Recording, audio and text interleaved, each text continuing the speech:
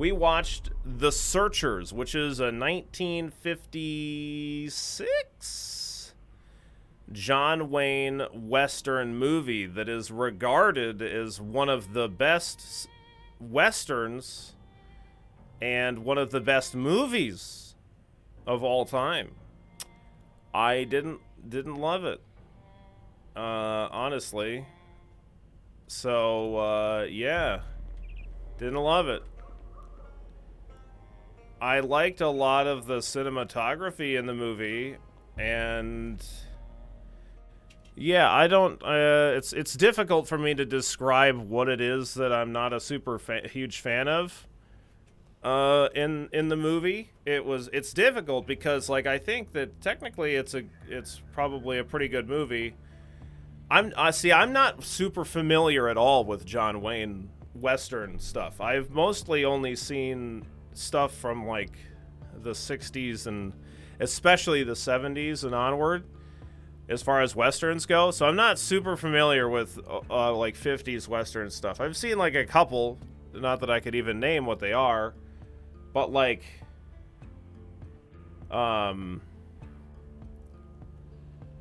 there's like a like the one Western thing that I can remember that's like that old is like a Laurel and Hardy, like Way Out West or something like that.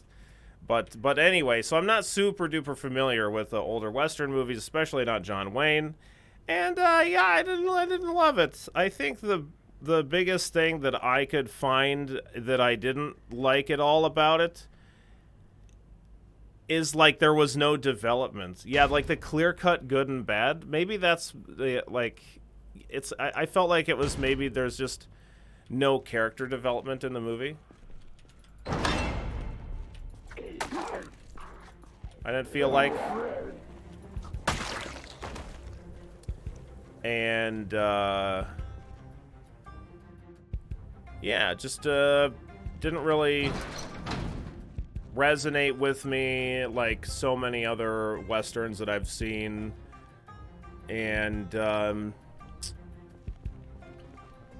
just ended up being okay.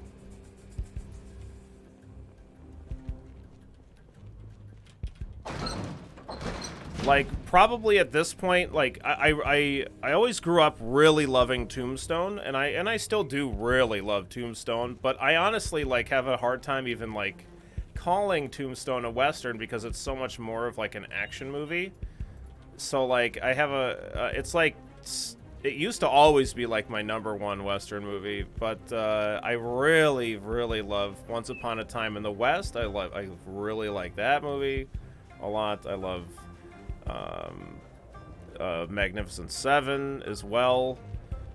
Super huge fan of that, and almost all the Clint Eastwood movies are just like absolutely fantastic. Probably my favorite Clint Eastwood Western that I've seen is High Plains Drifter.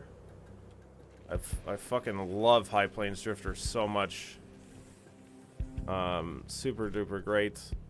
Anyway, so yeah, apparently it's like a really great movie. I need to probably read some articles about people describing the movie, the technical excellence of the movie and stuff like that, just so I can understand it a little bit better. But I didn't love it, and it's apparently very, very well regarded. So, the Revengers is another Western movie that is like, no, it's not the same as the Searchers, but the Revengers is like a 70 from the 70s one, and it kind of like is a little bit of an homage to the Searchers, I guess. But I loved the Revengers for the most part. I think it seems like I remember not liking the ending that much in that movie, but I like that quite a bit as well. The Quick and the Dead is good. I like Quick and the Dead, yeah, with Gene Hackman. Unless they're... Oh, wait, no, there's an older Quick and the Dead. I haven't seen the older one. I've only seen the new one because it used to be on TV all the time. So that's why I've seen that. So yeah, I'm only familiar with the new Quick and the Dead. But yeah, I've never seen Long Riders either. There's like a lot of Western stuff because I'm like really kind of getting hyped about Westerns, and like I think sooner rather than later I want to play Red Dead 2. Um, so I'm wanted to watch a bunch of Westerns. So I think I'm gonna try to watch a bunch more Westerns in the near future, and so I'm gonna try to get a lot of them. Get a lot of like notable ones in. So I wouldn't mind watching more John Wayne stuff just so I could become more familiar and whatnot. But yeah, we'll see.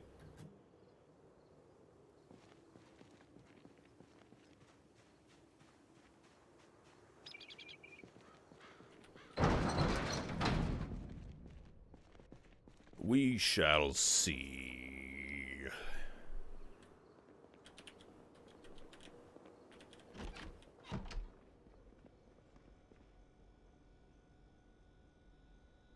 Let's eat one half of this vegetable stew. I don't like the fog. It's kind of shit. Oh yeah, we still need a frickin' a bucket, a blue bucket. Searchers is kind of a deconstruction of the heroic John Wayne character. The later westerns with Clint Eastwood are already a step further. That's why it's hard to see what the Searchers is trying to achieve if you mostly know later movies. Okay. Okay. So the fact that they kind of delve a little bit more into the crappiness of the John Wayne's character and kind of what a unrelenting asshole he is that's something that hadn't really been done in westerns up to that point. Okay. Got it. Because like the most comparable thing that's more modern that I was familiar with for a movie that I could compare to the Searchers was the outlaw Josie Wales. Kind of similar thing to do with like a Confederate soldier coming back from war, and he's like kind of a huge asshole, but he has way more development in Josie Wales. You know. So I enjoyed that much more than I did. I didn't like love Josie Wales or anything, but I thought it was better narratively than the Searchers. Although that being said, maybe there was like a lot better shots in the Searchers, but yeah, okay. Thank you, Kratosh. Shadow with the 29 months. I love Tony. He's so hot. Oh man, look at him with this scraggly, unkempt beard and hair. That Tony guy is just irresistible. Hey, thank you so very much, Shadow, for the 29 months. I really do appreciate it. Don't leave any of the love lying around, all right? Make sure you pick it up and you take it with you. Pretty please. Pretty please. Oh, goodness gracious.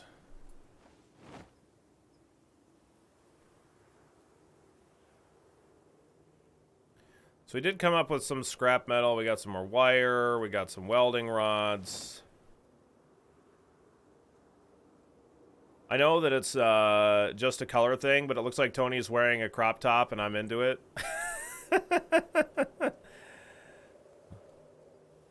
Yeah, Tony, you know, he's always got a particular style. That Tony guy, he's into looking his best, even in the zombie apocalypse. You know, what can I say?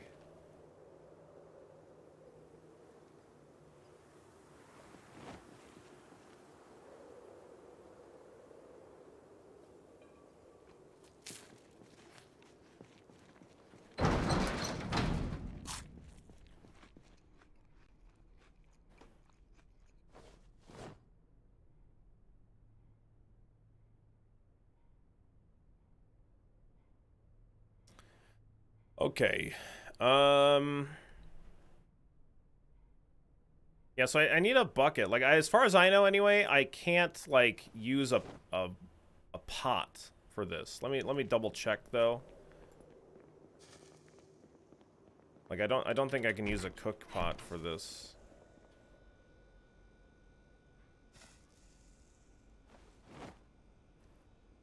He's been eating his carrots, maxing out his fitness, and he wants to show it off. You go, Tony. Oh, yeah.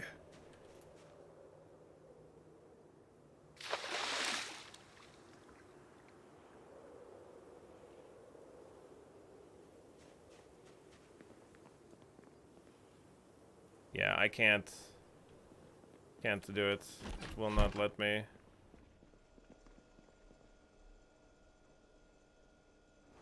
Oh well. So I need to find a frickin' bucket. I feel like there's buckets all over the damn place. I just need to go and find them. So let's put this bag of plaster on the ground. I'm just gonna go to some neighboring houses and just kind of see what's around, I think.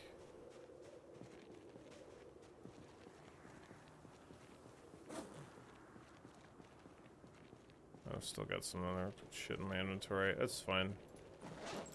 I have enough capacity to carry around a bucket if I find one.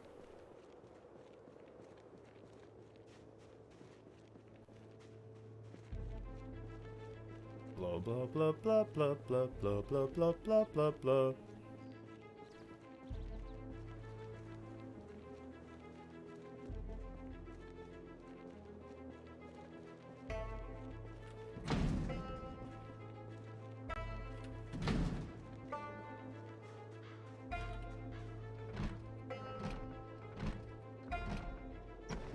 Where are all the Zeds? I mean, I've killed a ton in this area. Thanks for the host, Azanku. Appreciate it.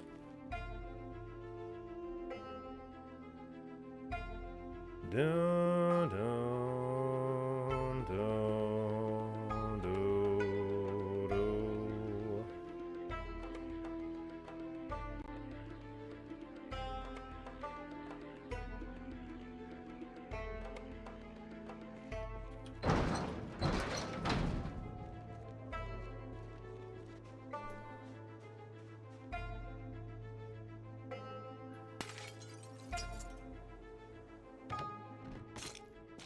Generator in here. How's Tony Two Toes doing today? You know, he's not doing too bad. He's doing all right. Tony Two Toes, he's just chilling. He's looking for a bucket. Tony Two Toes is on the search for a bucket. What's up, LeChef? And what's up, Haggis, as well? I hope you're having a good day. Hope you're all enjoying your day so far. We got a basketball. Oh, man, Tony loves playing a little bit of b-ball. Let me tell you. That's it. I like playing it. That's it. That's all there is to tell. Yeah?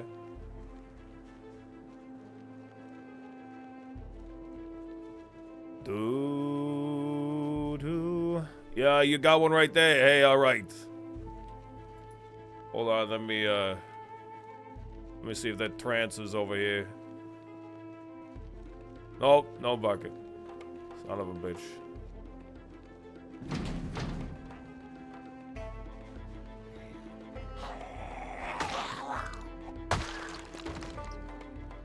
Son of a bitch.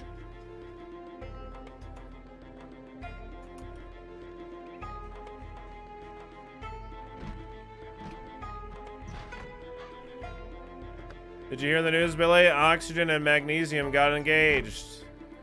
Oh my god. God damn it, Chef. I love that one old vine that's like, Sabra has all the nutrients that you need in your daily diet. It has 0 grams of trans fat and oh my god, cholesterol.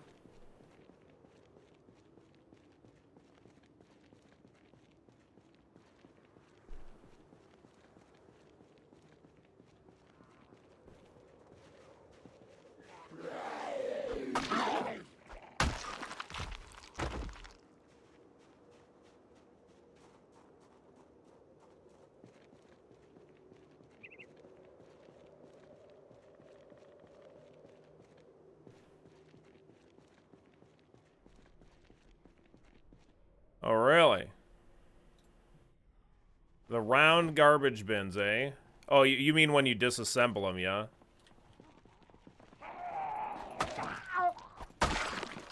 Okay, got it. Sure. Hey, look, hey, there's a crop top. Look at that. What's up, Luke? How you doing today? Hope you're having a fantastic Tuesday.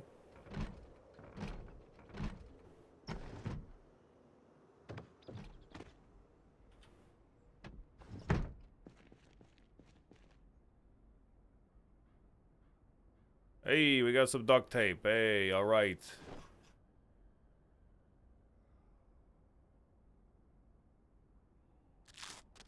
Uh-oh. I did damage to my frickin' machete. God damn it.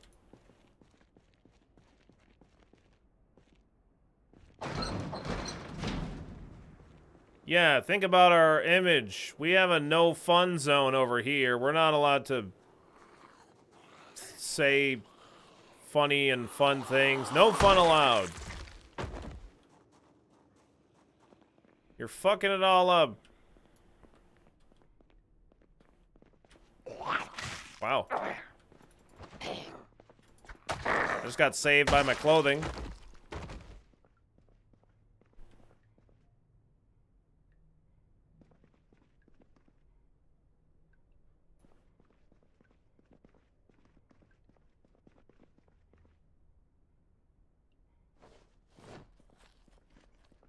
I gotta go repair my clothes now.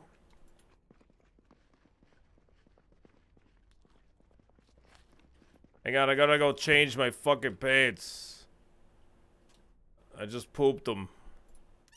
I got old Tony. They always coming after my fucking crop top, man. Fuck. Leave me the fuck alone. Tony Brown pants. Yeah, well, you know. Alright, what got bit?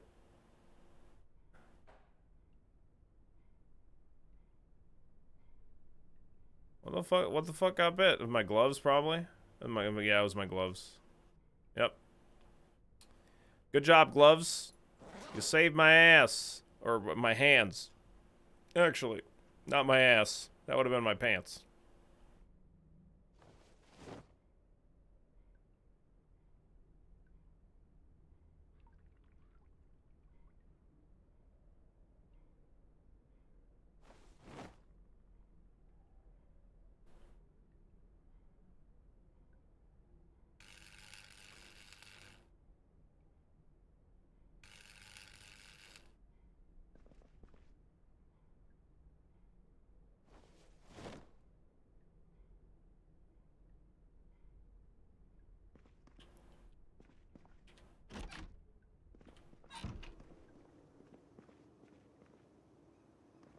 Okie dokie. Alright, good job, gloves. Thanks for saving my life. Let's go back home and get some new gloves. I'm gonna check this. There's only 2 garages left.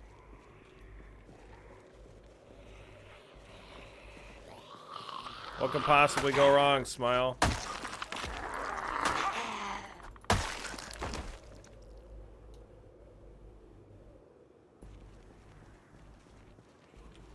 Hey. Hey, what are you doing out here, you freaking Zambonis? You can't be out here.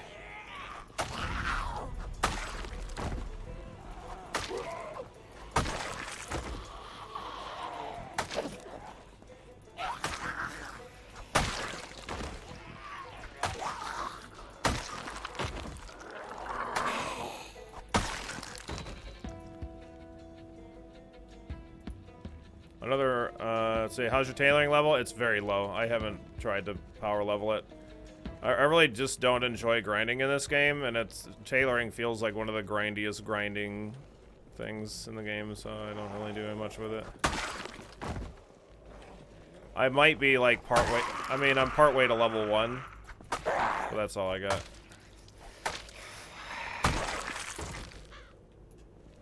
Is it?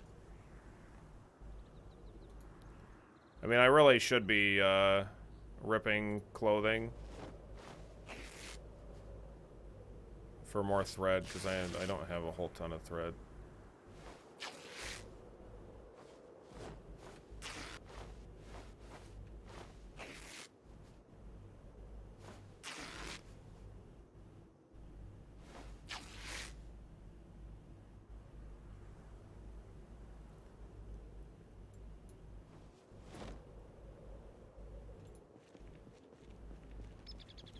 Bucket, please. How's there no buckets?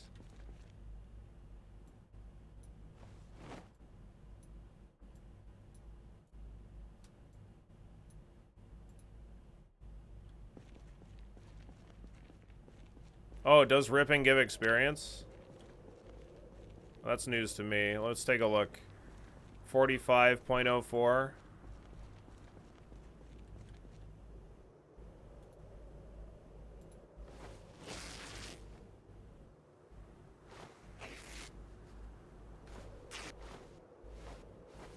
Oh yeah, it does. If it produces thread. Got it.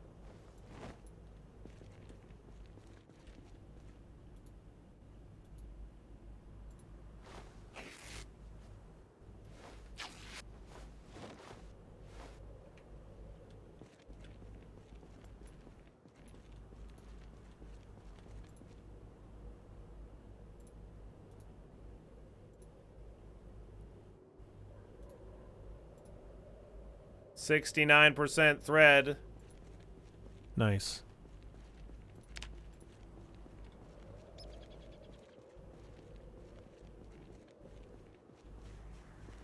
Nice.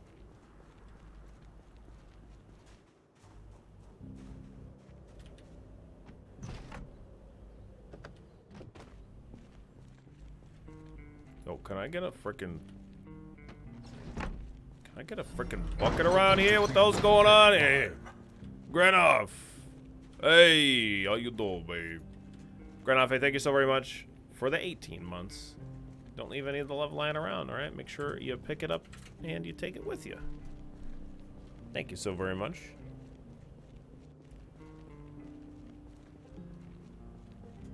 How goes your days?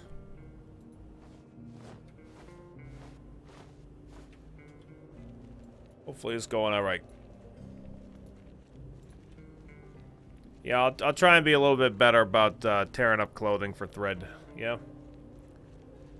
I'll try to be a little bit better about it. I could probably have at least level 2 tailoring at this point. I remember I've been told multiple times that having really high tailoring is fucking awesome. But I just don't do it. I just don't do it anyway.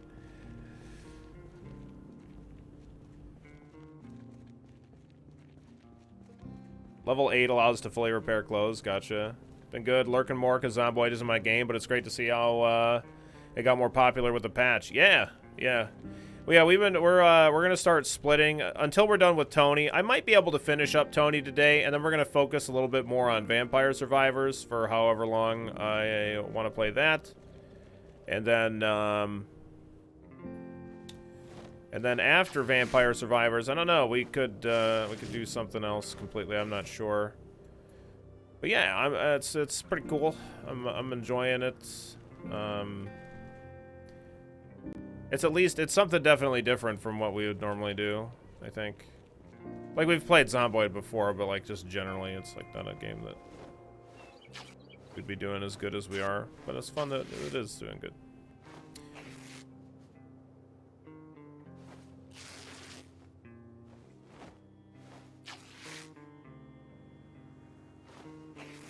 When can you put patches on? I'll show you in a minute.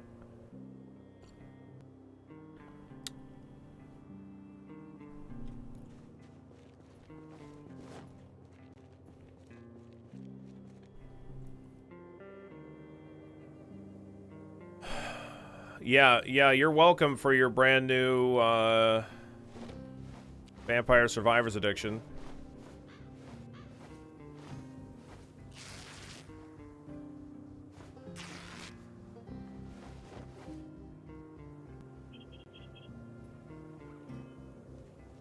Game is lit. Lit and butted at the same time? Wow. Crazy.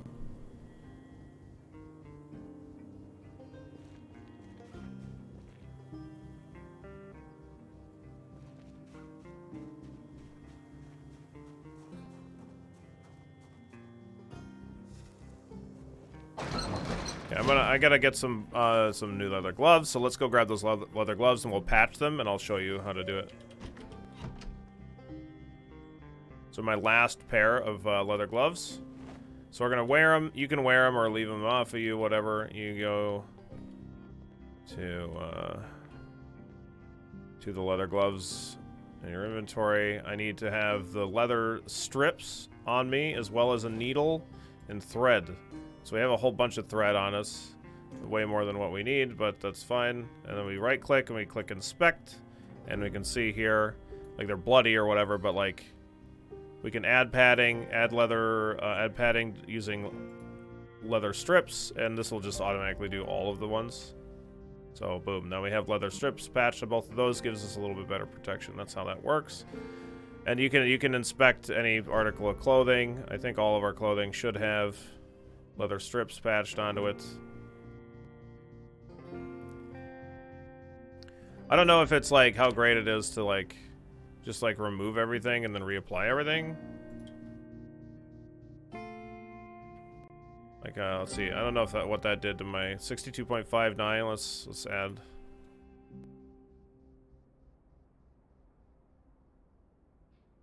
$69.42. 69. Nice. Okay, so I guess, you know, maybe this isn't quite as bad as I thought. Oh,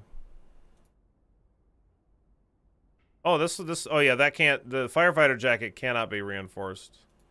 I think that's maybe something to note. Oh, this, you know, this doesn't have any reinforcement either, so I could do this.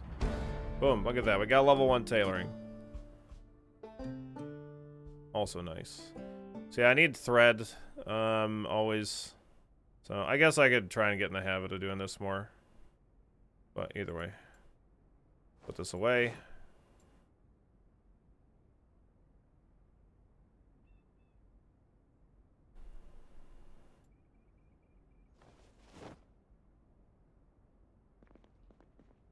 When you look at your stats and it shows you the bite and scratch percentage, how do you read that? This is like the percentage chance that it will stop a bite or stop a scratch. That is how that works, as far as I know.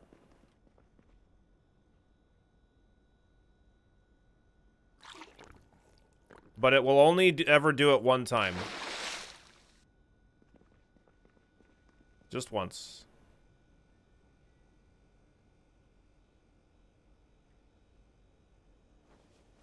The groin is not unprotected. It's 11%.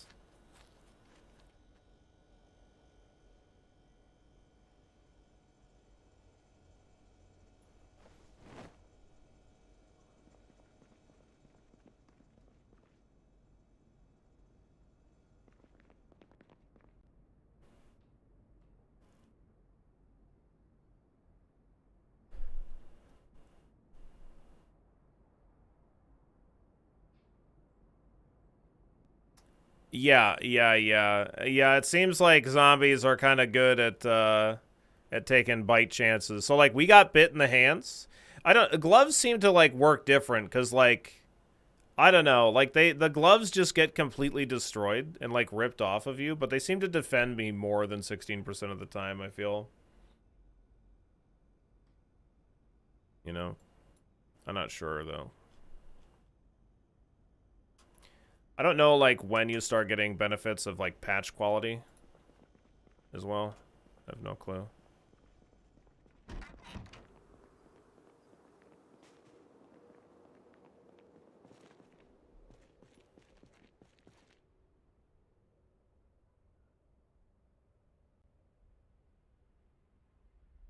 Every level benefits patch quality. All right, so I should repatch all of my clothes now with the new, now that I have 1 point in tailoring.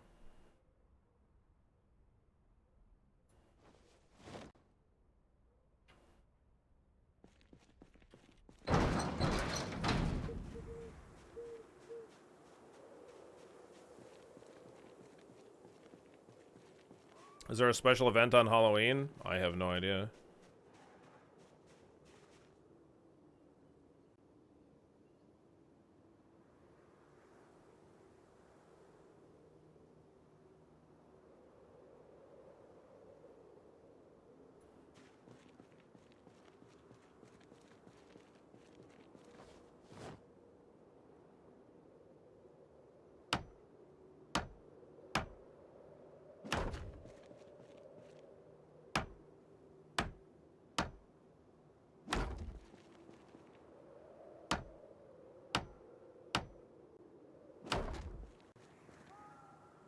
Yeah, I'm gonna fence and or wall in the block is the plan.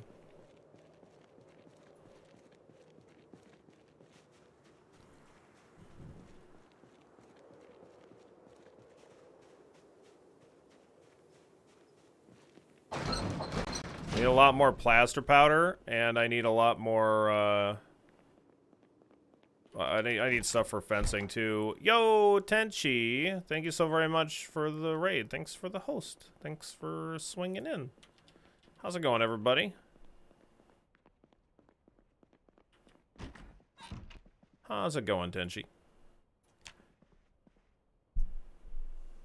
If you're not already following Tenchi Mari, you should definitely be doing that. Tenchi is a super fantastic person, super fantastic artist. She's super great. Give her all of the love and all of your follows. If you're not following Tenchi, what are you doing with your life? What are you doing? You're goofing up. Okay. What's up, the butts mutts? Butts. Nice. I'm a child. What's going on, Zuya? How you doing today? Welcome, welcome. What's good? You know, we're just playing old Tony Two Toes here for now. We're gonna be doing some Vampire Survivors later, so it's going good. Only one T. Yeah. Your groin seems to be hurting. No. That's the amount of protection that we have on our groin. Our groin protection is maybe just a little bit lacking. That's what that means. My name has no connections with the rear of humans. Oh, okay. All right. Whatever you say. Whatever you say, butts mutts.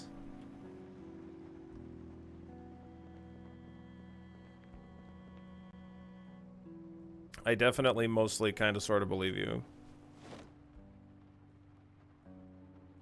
Mostly. So let's see. This is currently giving us 1 and 2% and 1% protection value. So now it should be giving us more than that. More than 121. It's still giving me 121. You said that we got benefits right away.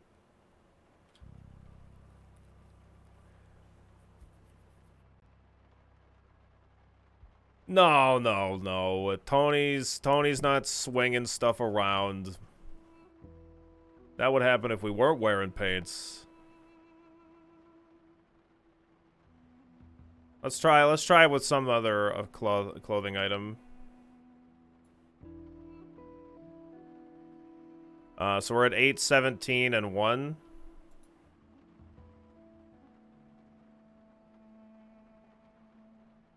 Yeah, it's still the same, seems. That's alright.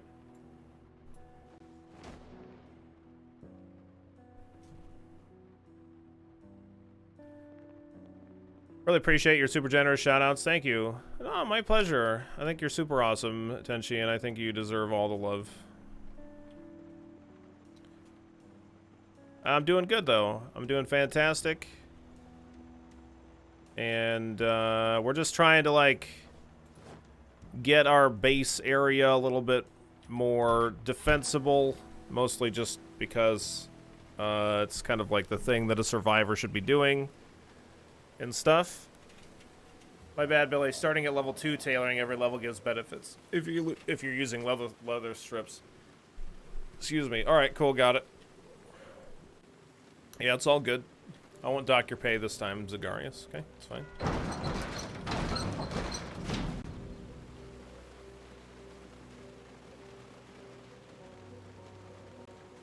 you see my message up there? Oh no, I've been feeling a bit rough physically. Shit. So I've been hopping across games and chill, mellow vibes. Yeah, I totally missed this.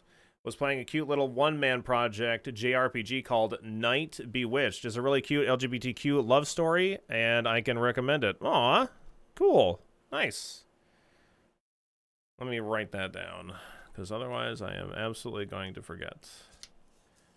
These are Final Fantasy XIV raid notes. Let me put those up here. 5, 8, 13, and 18. That's what I have on that note. It's just a mechanic. All right. Night Bewitched.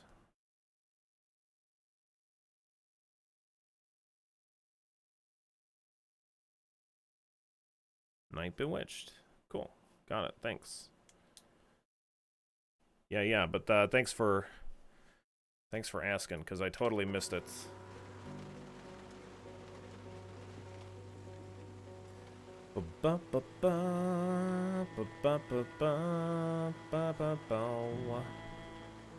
Eventually what I'll do is I'll line these cars up with the fence, but I gotta like chop down trees and shit. So I need more plaster powder, and I need buckets is what I need. So let me double check on the Project Zomboid map, see what's going on. How many malls have you burned down lately? 2.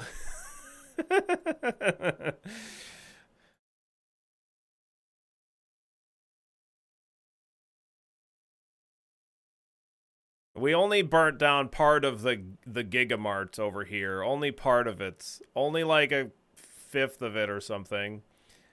There's always more to burn down. Okay, look here. All right, listen. Okay, we're not burning everything. Just like most things. I bet I could go up to the place, the place all the way around over here and get a whole bunch of crap. Maybe I'll do that, I guess. I don't know. Press X for down. Oh, right. All right, come on. Let's just plan on doing that. Let me check the durability of the vehicle here. It looks like it's maybe in a bit rough shape for doing that long of a drive, to be honest. My engine's at 48%. Like, it does mean it's gonna stall. It might not cause any massive problems. Yeah, there's no police to mind my arsonist tendencies. Yes, this is very true. We're very fortunate. Not that they would have ever catch old Tony Two Toes. He's a little too fast. They're not gonna catch him. Come on, it's gonna be fine.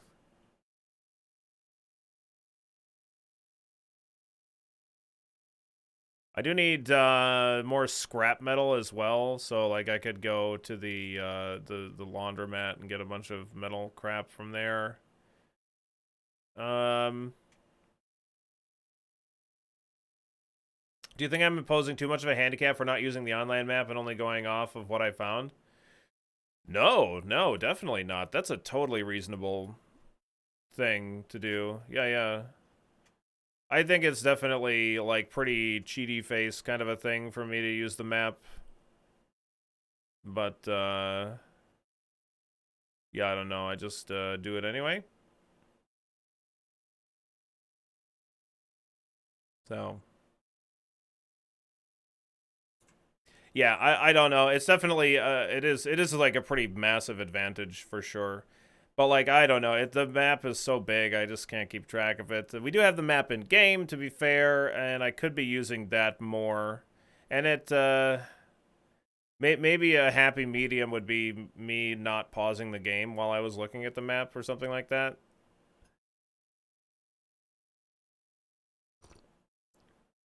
Yeah, the map is exactly the same every game. So, like, if you like studied the map well, you could like not have to look at it and just kind of know where you are, unless you get turned around, of course. But yeah, it's the same. Yeah, you know, Tony's got a smartphone out here in the zombie apocalypse. You know, he downloaded the offline Kentucky map. You know, he just downloaded it ahead of time. Yeah, take a little gander. No big deal. Ain't no big deal. Maybe I will drive up to the main part of town here.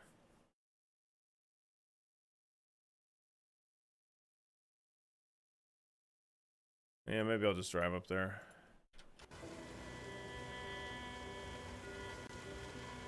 A gander at them games. Oh, man. Tony's always look at those games.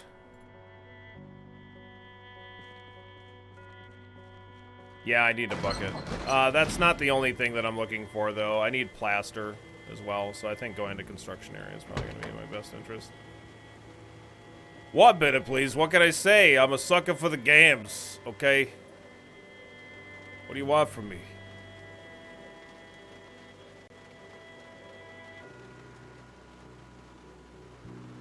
All right, Solid. Go lurk in silence. I'm sorry. Look, I'm sorry. I'm terrible. I don't read things.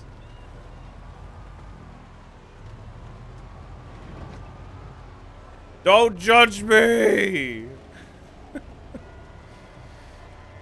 Oh, wait a second. I need a new machete. This one's gonna break.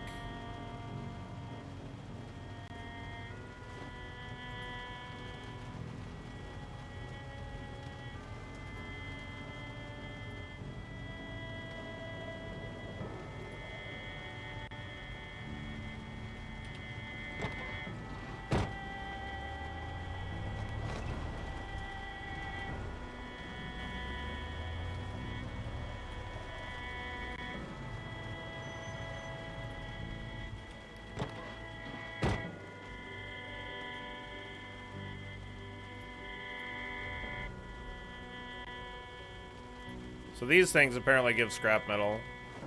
I can disassemble this thing too. Before, he definitely didn't get relocated to Kentucky for some witness protection program. He definitely didn't get a map of the area for no feds or nothing. No way, Rocky. That's ridiculous. No way, man. I'm born and raised Kentucky. You could tell because of the way that it is. You know, you could tell because of the way that I talk and all the things that I am, you know. Very clearly Kentucky raised. You know, just like us Kentuckians say, "Hey, I'm a chicken over here." You know, that's how Kentucky do. I'm fried chicken over here.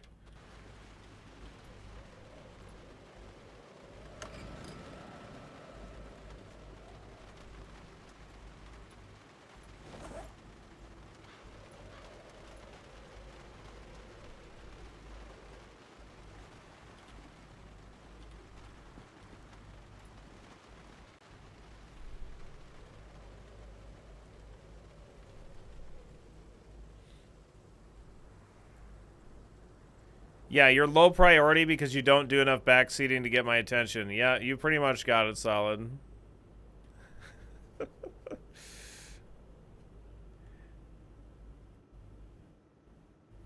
Tony's love for fried chicken and horse heads. I mean, horse racing. Yeah, they love doing that. They got the Kentucky Derby. I mean, Derby. The Kentucky Derby gerbils.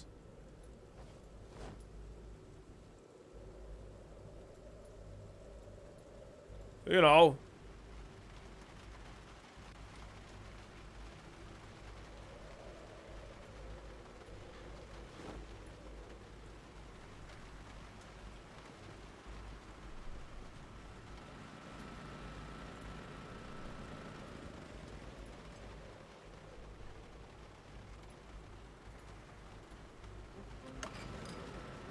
Look at this. I'm two-handing these gas cans. Two-fisted.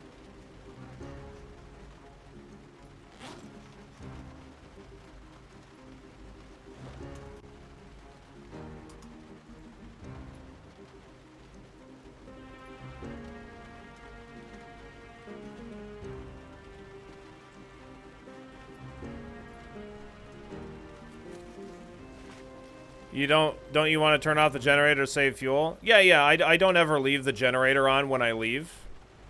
what I was doing is, like, I turned off the generator. Like, I came here, I turned on the generator. And then I got the fuel that I needed. And then I turned off the generator, refilled it. And then refilled the tank. And then I just turned off the generator again. So, yeah, you don't want to leave it on. No reason. Zombies will just show up and congregate around it. They might even attack it. I don't remember.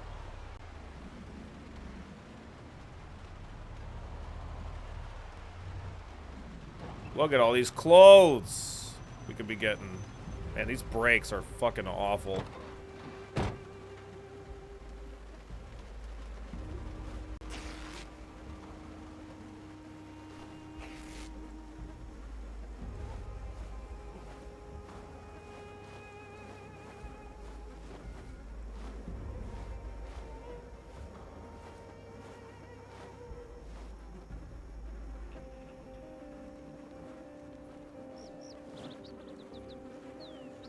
Sidetrack, Billy. I'm very good at getting sidetracked.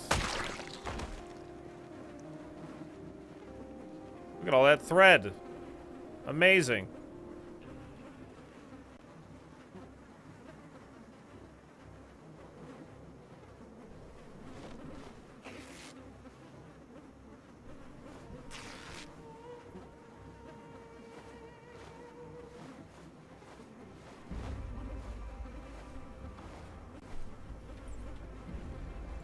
Finally got a visual upgrade for that Castlevania bullet game. Yeah, don't worry, it'll be downgraded momentarily. Don't you worry, Failstyle. They'll fuck it up in no time. Oh, don't worry.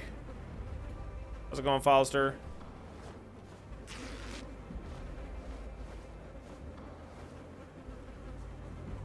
Good. You ready to crush some Final Fantasy 14, P1S, P2S, PPS? Ready to crush some FF14. Oh yeah, let's friggin' do it. Alright.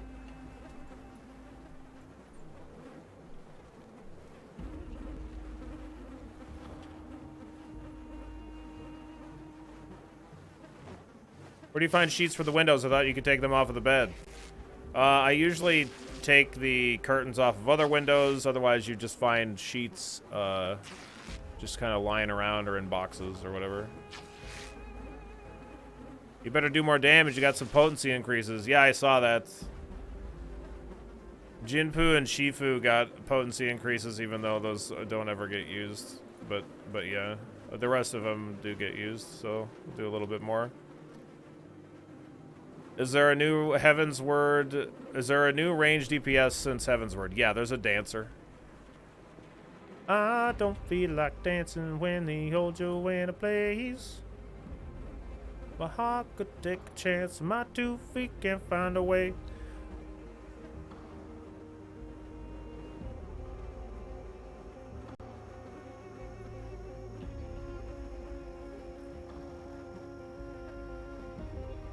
What do the attacks look like? They dance with like these like metal rings. And so they like fling them at their enemies and stuff.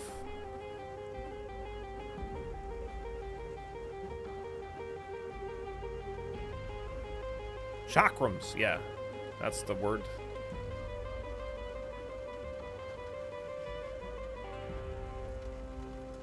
I don't know what they're called. I just know the noise they make when they slap an enemy in the face. Yeah, dancers is pretty awesome. Awesome for me because I play a samurai and they dance with me and then I do more damage.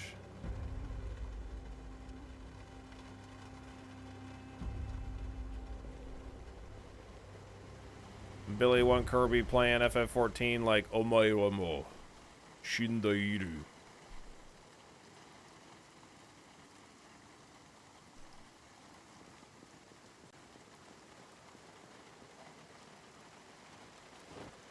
He doesn't use a samurai sword, Billy One Kirby. That's not an appropriate anime reference. How are you combining thread to make one spool? I'm right-clicking on it and telling it to combine. Oh, my van is fucking broken. God damn it. There we go. This is another support range like Bard. Yeah, Dancer. Dancer supports more than Bard, actually. Dancer's more support focused than even Bard is. But Bard, yeah, I don't know. It feels like there could be more reworks, maybe, in terms of, you know, focusing on who buffs more and who gets more other things. But, yeah. I think Bard is very satisfying to play. I like it. I liked it before, too, but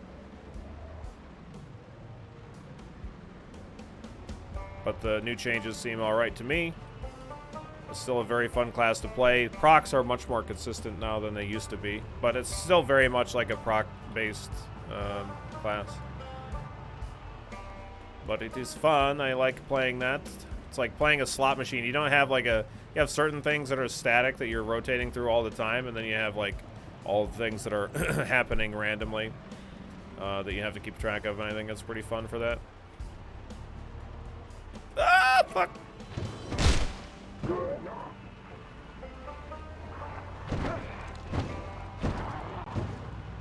That's the problem with not having brakes. Like, I literally could not stop. Literally couldn't do it.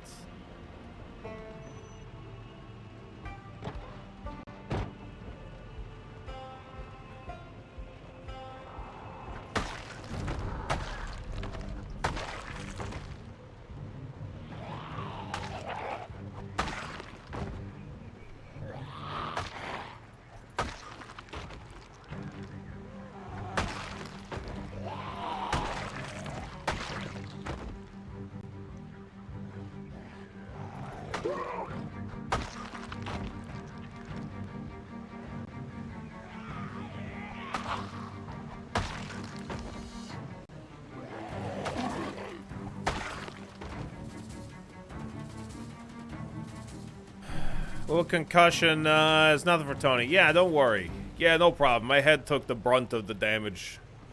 Nothing we can't handle.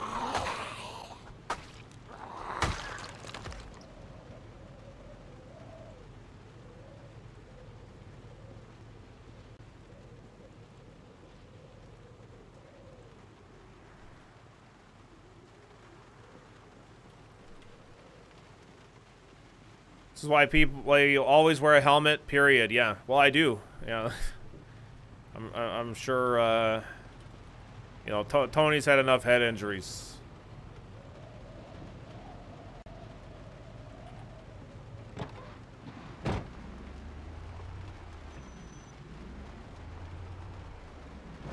See, you start saying made-up words like snake, like shelmet.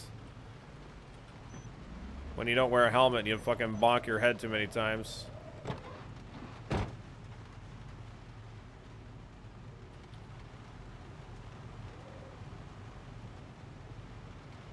What? No.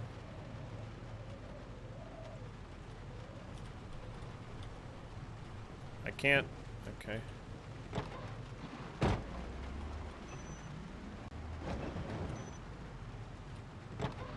Does this have to be off? I don't think it does.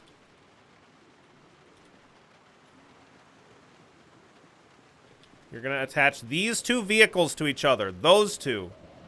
That's the one. Even though I'm standing at the front of the fucking vehicle.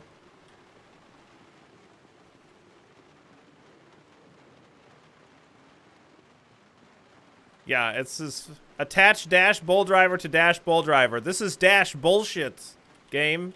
Quit fucking with me. What are you fucking doing? How does leveling up skills in the game work? You read books to get a multiplier, watch TV to get some skill. What do you do outside of those things? You do the thing to gain the skill, generally.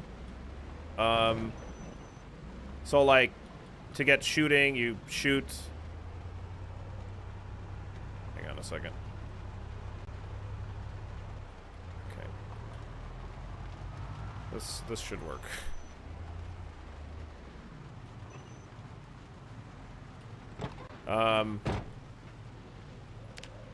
So like carpentry, you build things, you break down things, and you get points in carpentry. It still won't connect. Oh my god, it still won't connect. I legitimately cannot fucking believe it. Like, I'm just gonna have zombies coming from all over. What the fuck?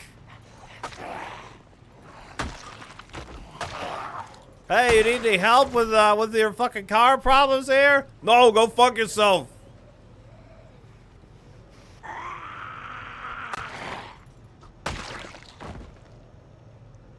Fuck out of here. No, it's not front of the car. I mean, like, you can do it from there, too. It's gotta be off. No, that's not it. How do you start with metalworking? It seems pretty useful. Yeah, it is. You need a propane torch and a welder helmet. Electric.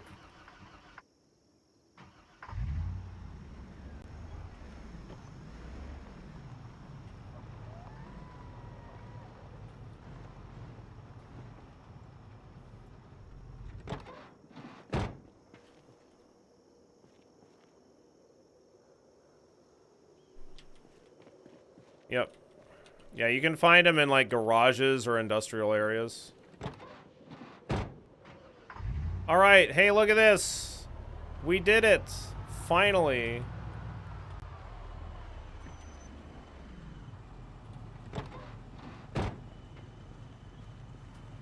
No, what the fuck? No.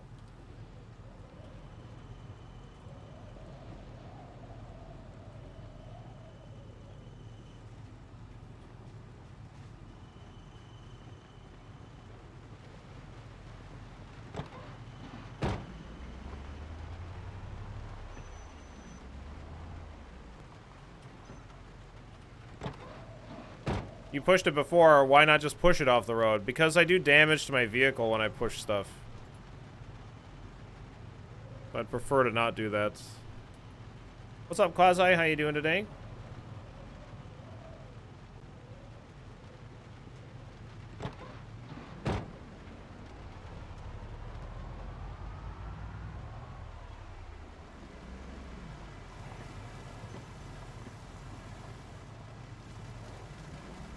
What is that? Is that a spear?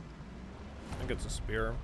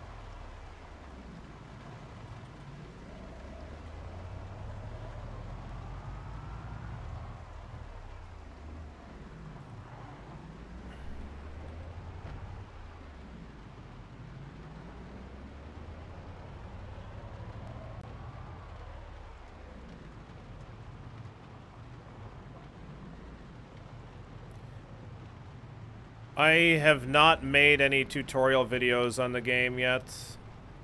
No. There's a little too much to choose from, and I'm not sure which is useful, relevant, or up to date. If you're looking for, like, what skills to choose at the beginning, like, I think that you should be trying to get strong and fit on your characters. Those are really good. Yeah, this place is fucking awful. I should really not drive this way. I feel like I'm just gonna get fucking surrounded and killed or something.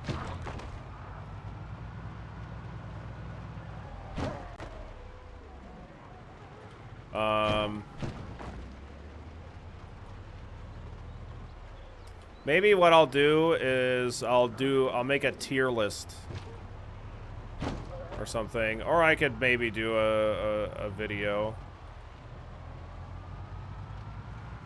You know, I said that when we started playing Zomboid, I was gonna do a tutorial. And then I didn't.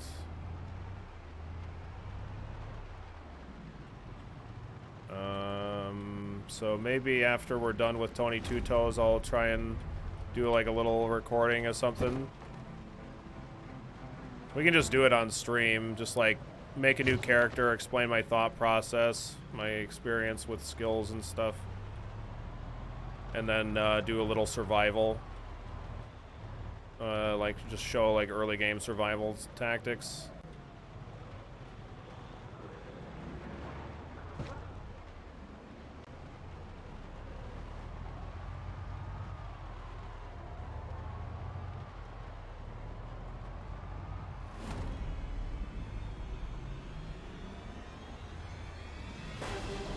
Yeah, I mean, whatever, feel free to ask any questions. You know? So what is it that you're, like, having the most trouble with and stuff, do you think? You just dying really early? Do you not know what traits to pick? All of the above? Are you, like, surviving a little bit early? Getting surrounded by zombies?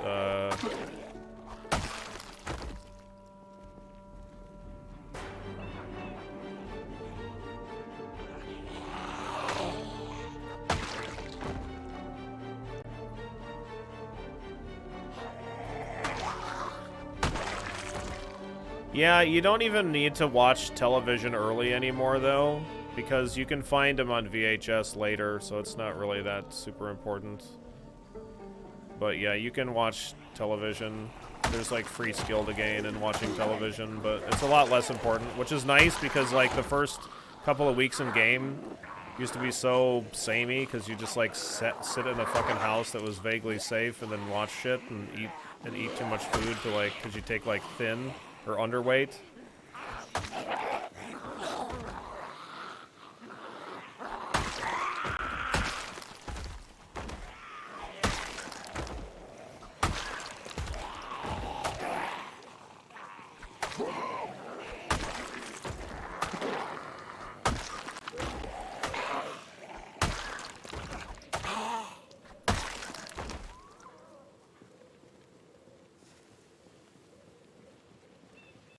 Oh, are TV and VHS separate? I know that there used to be some kind of a bug where you could watch the same VHS over and over again that was on multiplayer. So but I have no idea.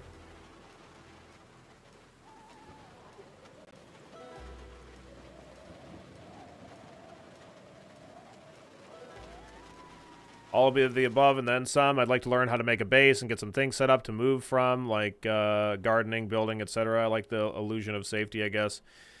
Yeah, like finding a super safe place isn't really like it is like kind of important. Just like a mostly safe place is all that you really need a lot of the time. I think. And then when you actually go to set up base, that's kind of more mid-late game kind of stuff. And that's just like looting industrial stuff and you know, getting that kind of supply. That's like after you've gotten a vehicle up and running. I mean, it just kind of depends. I'll usually have an idea of where I might want to make a base. Like, there are just certain things that I look for in a base, and typically those things are having high fences around at least half of the location, so that way when I do make it my base, it's a lot easier to defend. And it's also, like, even if you do get completely fucking surrounded, you can always, like, hop the fence out the back or something like that, you know? So there's always, like, some way of you not dying, ideally, anyway.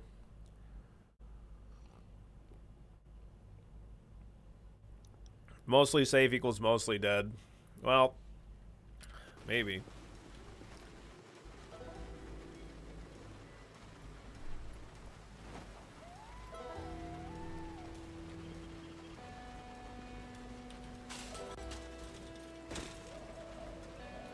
there's a zombie coming here. I don't want to leave any extra zombies around.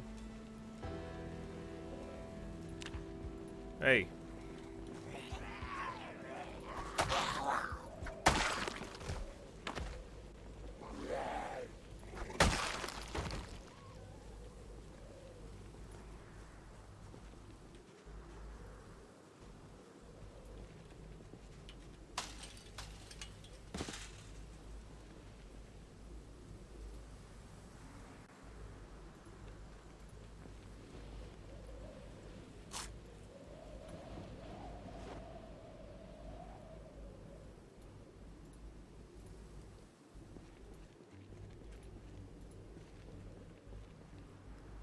Yeah, there's belly button rings.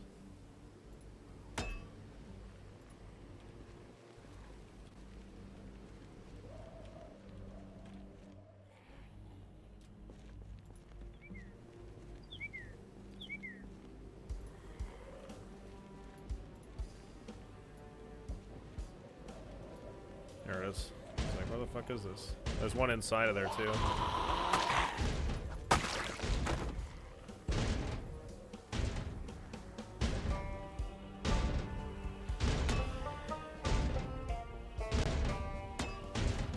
Motherfuck. I was trying to move away immediately.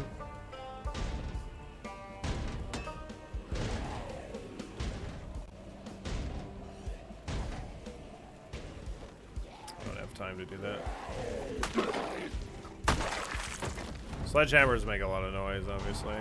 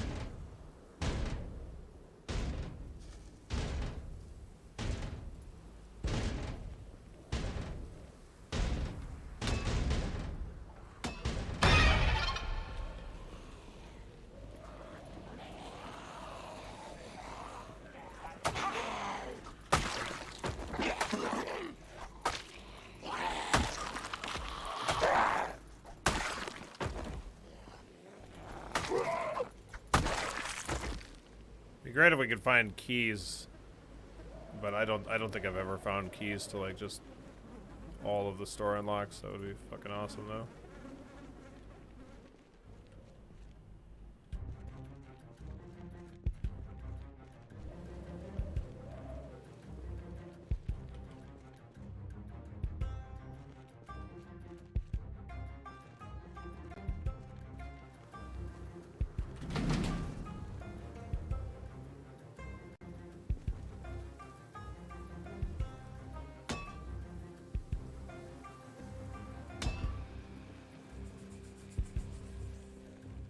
Hey, plaster and an empty bucket. Awesome.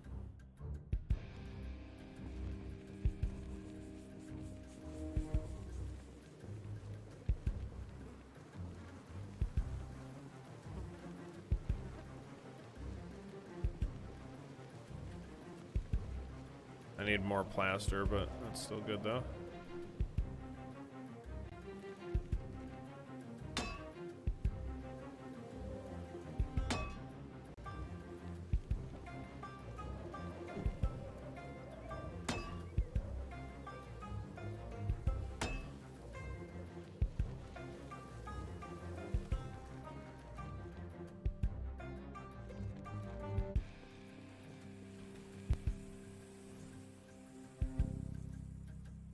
I guess I could take a paintbrush. I don't really intend to paint the walls, but never know. Never know.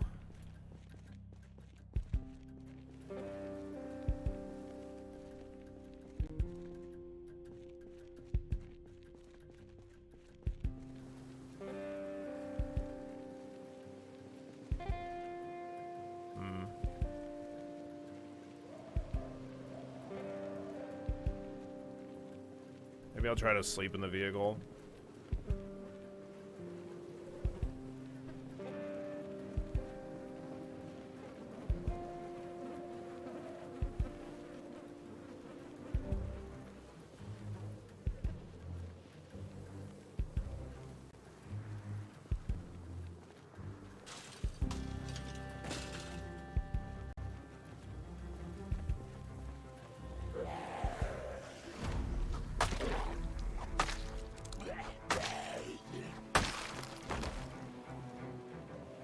Wow. Look at all those zombies we just aggroed. Holy shit. Not enough space in the bag, eh?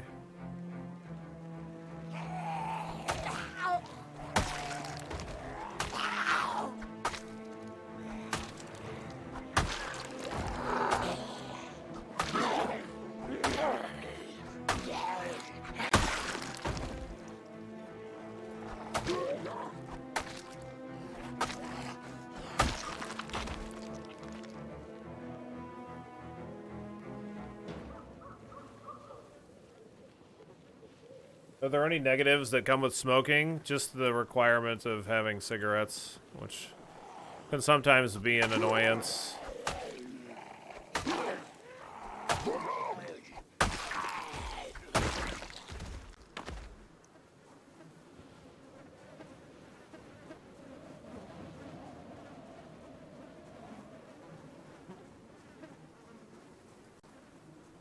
Like if you don't smoke, then you get more nervous, and then you eventually become sad. So it can definitely like eventually be like affecting your character, but it's not super duper bad if you even go like a week without cigarettes. You can apparently just like lose the addiction altogether as well.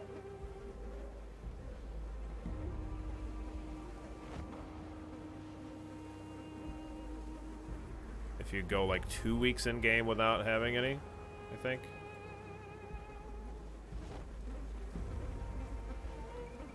But I can't remember if that's a new thing or if maybe somebody just thought that would be a good idea. Are there any negatives? No, let's see. More likely to wake up in the middle of the night, freaked out too. Oh yeah, yeah, that sounds right. Only weight traits can change. Oh really? I guess someone was either wrong or lying then. Maybe they just thought it was a cool idea or something. I don't remember.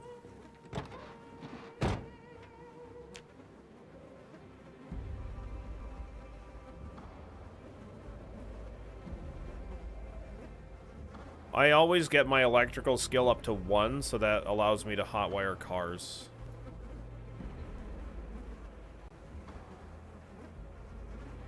You can totally lose smoking. I saw some other streamer doing it. Okay.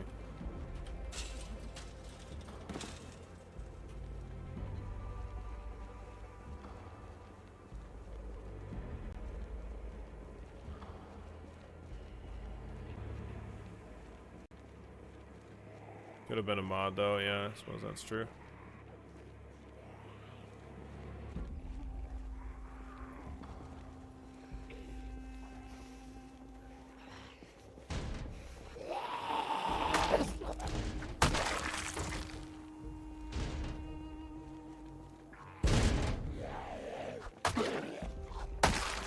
I do know that most people play the game with mods, so wouldn't be surprising.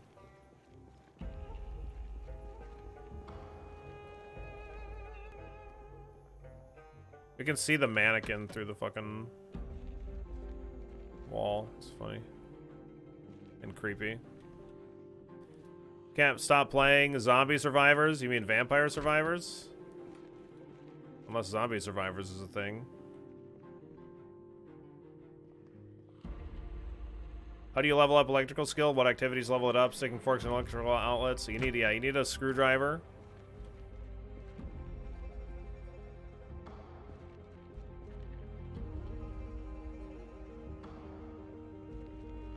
and dismantling electronics in general. You can get it. You can level it just by dismantling. Ooh, 5 bags of plaster powder. Let's fucking go. Wow.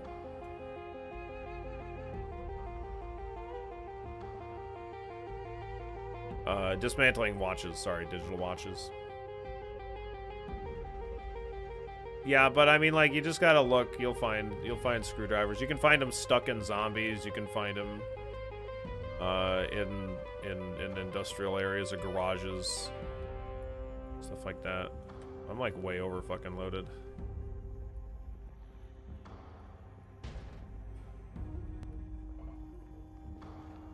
Yeah. If you've got a lot of time in the game, like I've got enough time in the game now where I'm considering using mods for sure.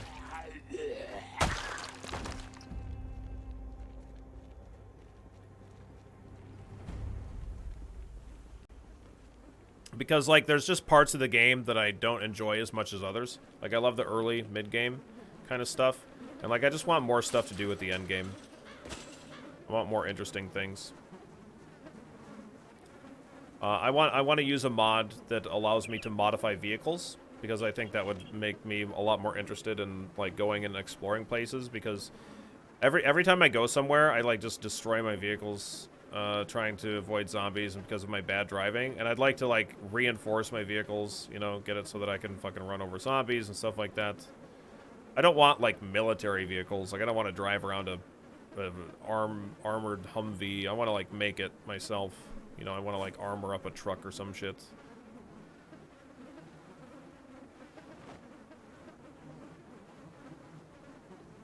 I'm gonna put this sledgehammer away.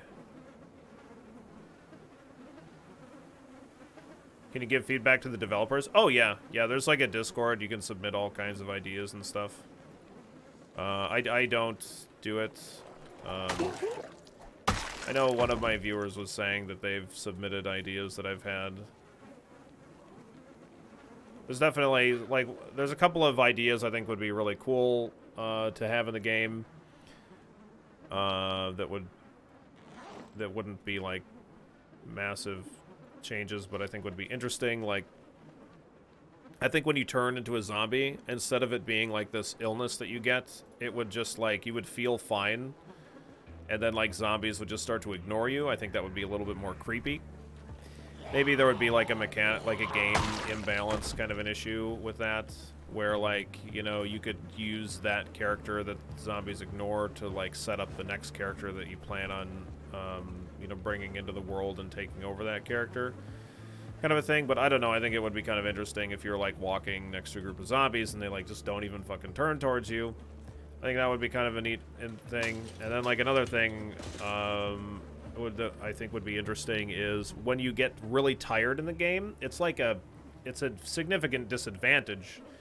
But like, you get, like, what's the max tired level? It's like unbelievably tired or whatever. Like, it's, like, so difficult for your character to stay awake because they're so ridiculously tired, I think.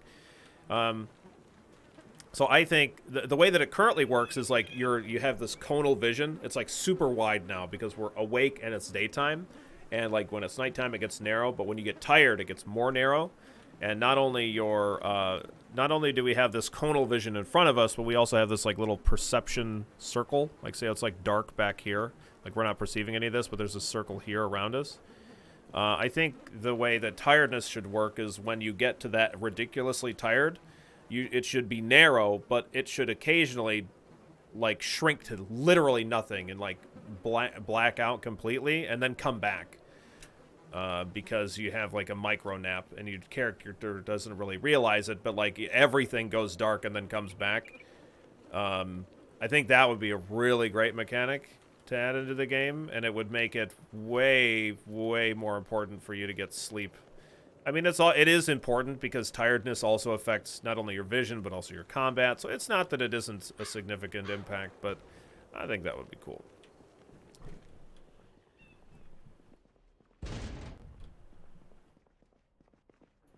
Wait. We knew it was in there because not only the noise in this game is very good. You can really kind of pinpoint enemy locations with the sound, but also the door was physically moving.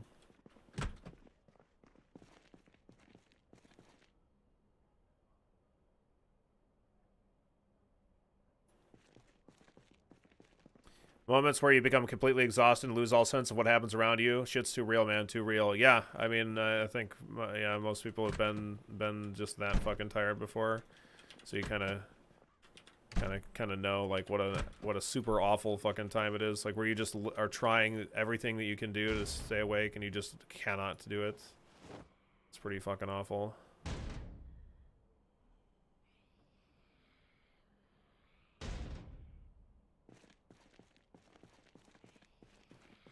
I don't think we could run Doom. I think it would be cool that if you could, like, play video games outside of the game, though. That would be neat.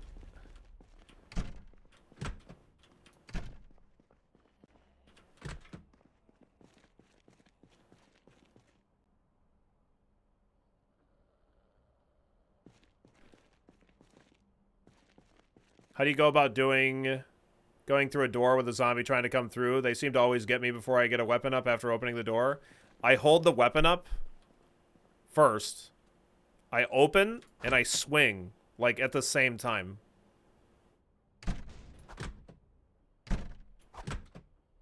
But like, I'm already aiming. I'm gonna attack the door, and then I use E to open the door and I swing at the same time. Yeah, you could shove too, sure.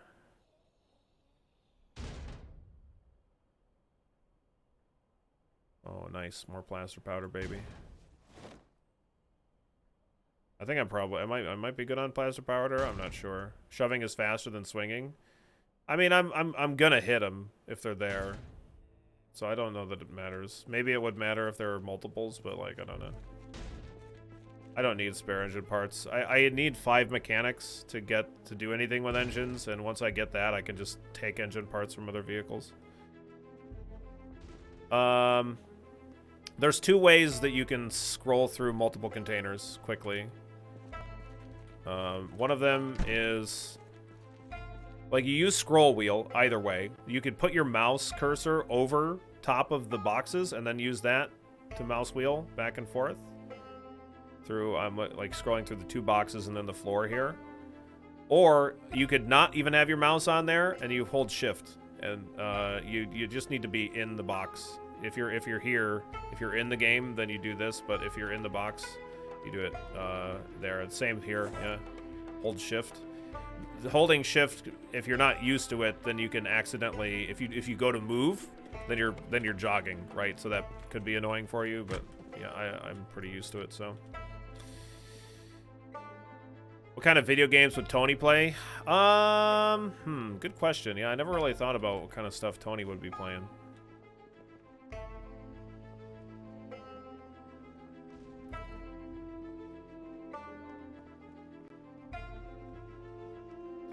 He's playing Mafia. Yeah. Oh, yeah. Oh, man. When I was a kid, I remember playing this, like, pizza business management game on, like, on the computer. I don't remember what the hell it was. But, like, yeah, that's totally... Yeah, you know, I like playing the pizza sim, so I can practice my pizza sim while I'm not running the pizza joint, you know. Pizza Tycoon was awesome. Maybe it was Pizza Tycoon. It felt to me like it was some weird kind of off-brand thing, but it might have been like a Tycoon type game thing. Yeah, I'm not sure. Tony plays something like My Little Pony. He's super ashamed of it and hides it from everybody. Oh, man. I don't know. I don't know if Tony be hiding the My Little Pony stuff. Well, like, yeah, I like My Little Pony. What, you got a fucking problem with that? What, you got a fucking problem with that? You could take it up with these hooves, man. Super fucking hardcore pony guy, this guy. Tony the Brony. Yeah, Tony the Brony got me into this Tony stuff. Tony Two Toes now getting obsessed with the freaking ponies. It's ridiculous. Tony the Brony, man. Now that guy's obsessed.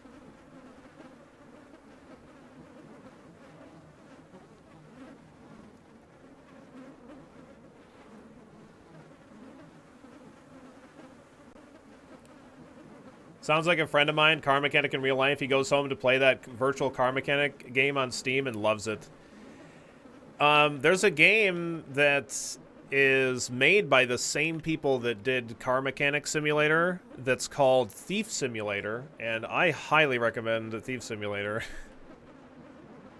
The only reason that I learned about Car Mechanic Simulator is, well, I knew that it existed, but like I learned that they were the same developers because like in Thief Simulator, eventually you can steal cars, and then like when you get to the car, like once you've stolen a car, you like break the car down, and I'm like, this is like really detailed.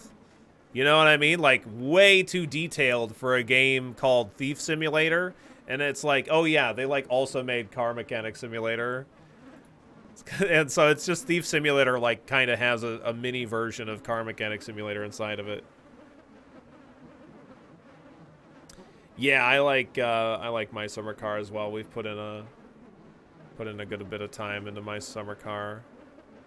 I've been seeing more streamers play it. It seems like Richard Hammer playing My Summer Car got a few people interested. I love Billy's simulator phase. It's not a phase. I like sim games. It's just the way it is. Yeah, we played around the time that we played Thief Simulator, we also played Drug Dealer Simulator, which I don't know that I would really recommend. It's kind of like a weird game. It feels like kind of inappropriate to play Drug Dealer Simulator. Like it's kind of like real in like a not very, I don't know. I enjoyed the playthrough of it.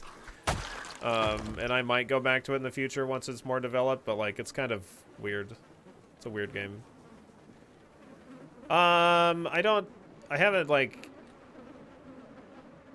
I do like strategy games in general, but I haven't played Crusader Kings or anything like that.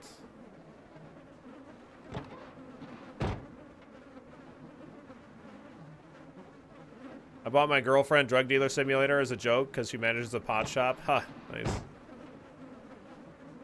The thing that we did as a meme in Drug Dealer Simulator is we mixed Viagra into everything. So like our pot, Viagra, like always mixed in Viagra. Our cocaine, Viagra. Everything had Viagra in it. Yeah, you can like, yeah. You can mix in all kinds of drugs in Drug Dealer Simulator. It's very detailed in what it allows you to do when you are selling drugs. So I put Viagra into everything. We only sell hard drugs here. Yeah.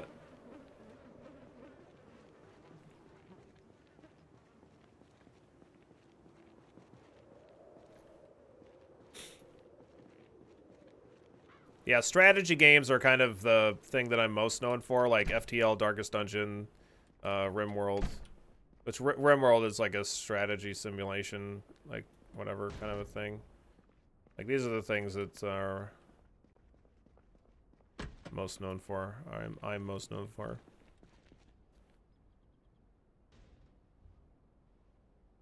Like FTL is like to me one of the greatest games ever made, so that's a game that we have a ton of time in. Darkest Dungeon is absolutely phenomenal.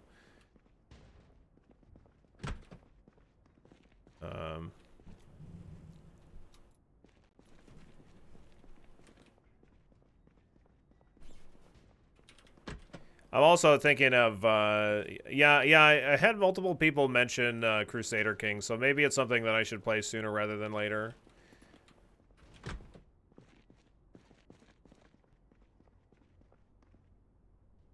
Yeah, FTL is definitely one of the best OSTs. Absolutely. Ben Prunty's absolutely amazing. Ben Prunty does all kinds of other stuff too. Like a lot of the music that he does, or a lot of the music that he has for sale are like very kind of thematic albums that are really good for like kind of background music. And quite enjoyable. Definitely recommend listening to his other stuff too. Like he kind of advertises it as a as like if you're running a pen and paper game, whether it's D&D or whatever. He advertises it as like something to play in the background of your game to like set the mood, kind of a thing.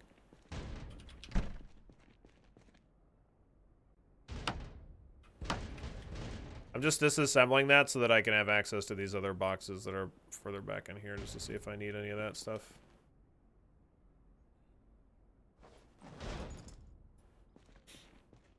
Have you played that total conversion mod for FTL? We played Multiverse, if that's what you mean, Zeke. Yeah, we before we started playing Darkest Dungeon 2, I was playing a lot of FTL Multiverse. I didn't highlight any of it, but we did play a lot of it.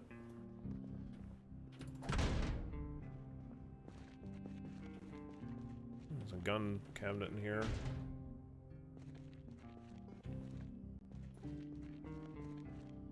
I sculpted a realistic take on a Thrumbo a few years back. It lives in my PC case. Nice.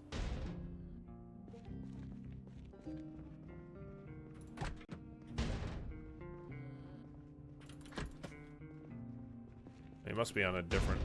I don't think this is the one he's in. That is. Yeah, see, I like pre-swing, so like I don't know. I've never really had much of a problem with the pre-swing there. But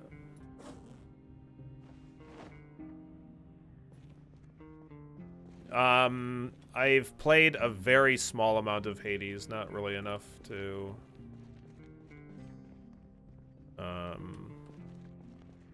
hardly even enough to say that I've played it.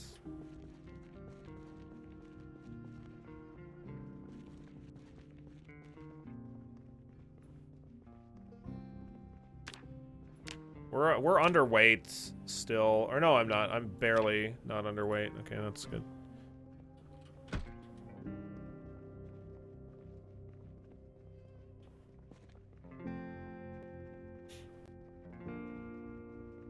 You like watching FTL but never really got into playing it, sure.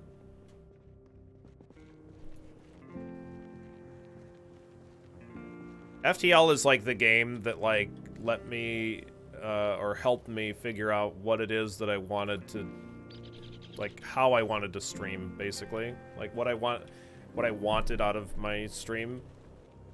So it's a very, it's like a, not only do I think that it's a really fantastic game, and it's like one of the best games ever made, but it's also like just a really important stream to, important game to the stream itself, and to me in terms of like figuring out what it is that I wanted out of a stream and stuff.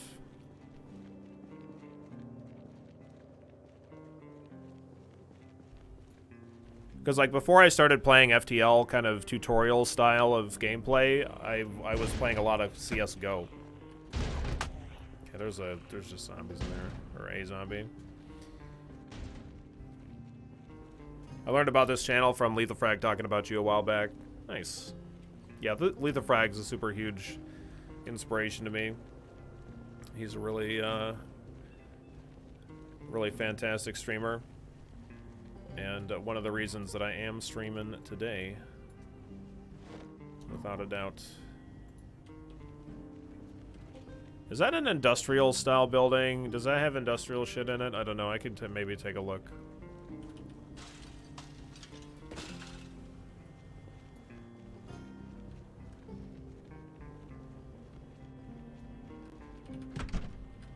No, this is like an office building, some shit.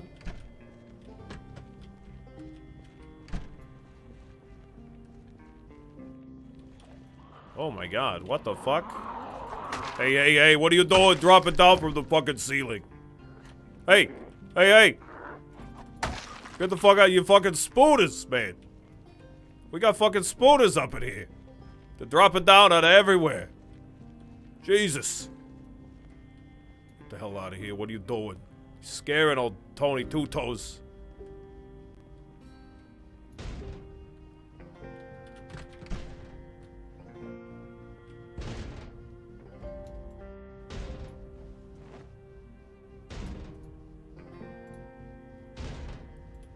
Eat half a can of oats.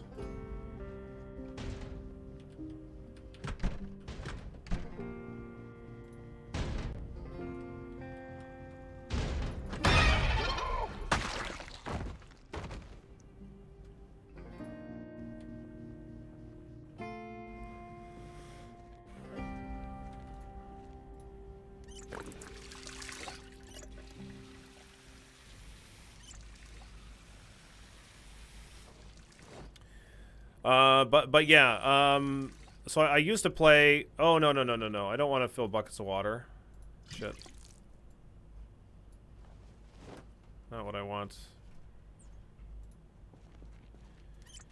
So yeah, way back in the the very first game that I ever streamed was like Magic the Gathering, just because like I learned about streaming through Luis Scott Vargas, because I used to play a lot of Magic, and I used to watch Luis Scott Vargas's draft videos and stuff like that. This was like 9 years ago or 8 years ago or whatever.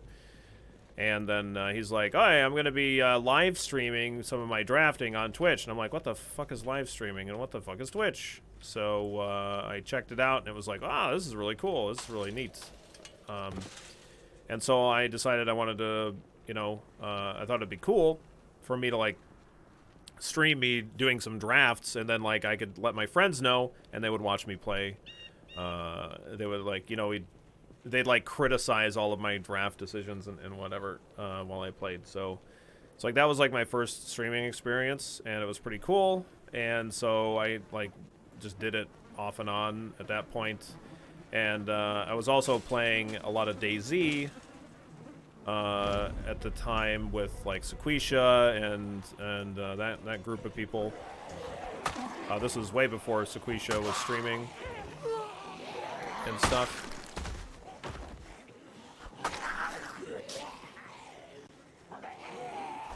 Yeah, we just happened to be playing together,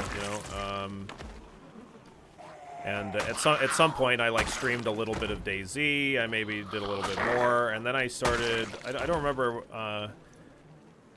I would stream off and on various things, and I remember streaming Don't Starve, and then like that was like kind of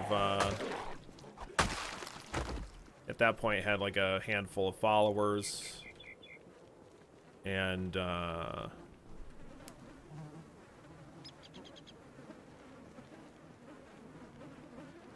some point I decided that I wanted to get a capture card so that I could stream other things, like video game console stuff. So I got an AverMedia Live Gamer HD onboard capture card, and I hooked that up into my system, and I started streaming Last of Us multiplayer.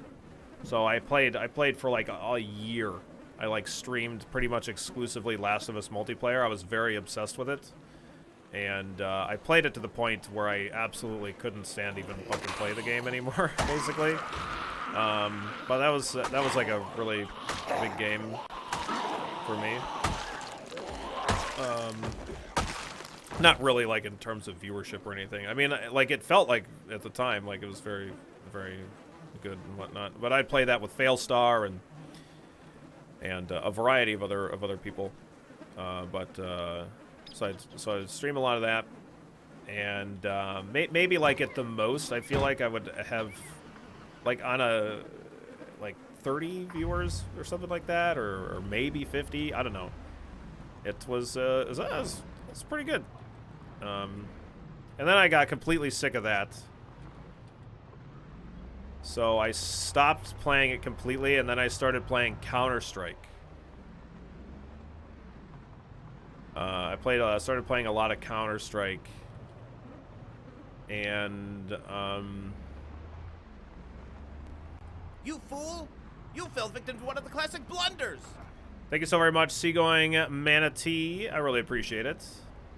Hope you're having a fantastic day. Don't leave any of the love lying around, all right? Make sure you pick it up and you take it with you. All the love. All of the love. Yeah, I wish that we got multiplayer for Last of Us 2 as well. And also, yeah, I really loved Last of Us multiplayer a lot. But eventually I got super sick of it and stopped playing it, and so I started playing CSGO. And there was like a period of time when I was playing CSGO where I was like trying, like nobody watched me play CSGO. Very few, like typically less than 5 viewers. But even with having like 5 or less viewers, the chat was like super negative, and just it wasn't like pleasant. And I was also like trying to figure out what it is that I wanted to do as a streamer. I kind of felt like, oh, like there's something wrong with the way that I'm presenting myself. Jesus, there we go, finally. So like there's like old clips of like of me playing CS:GO where I would I don't know, I have like these different like looks that I had where I felt like, oh, I need to like it's because of the way that I look or something like that was like negatively impacting the stream or blah blah blah. That's why I wasn't doing good. So anyway, played a lot of CS:GO. It turned out to not be very fun, and I was just like, I don't know what the fuck I'm doing. This isn't very fun to me. Why did I start streaming in the first place? Like, it's not like I was like looking to be successful as a streamer or anything like that, but it just like was something that I used to enjoy, and then it became something that I was no longer enjoying, and I like was trying to pinpoint the reason that I was no longer enjoying it. You know, that kind of whatever.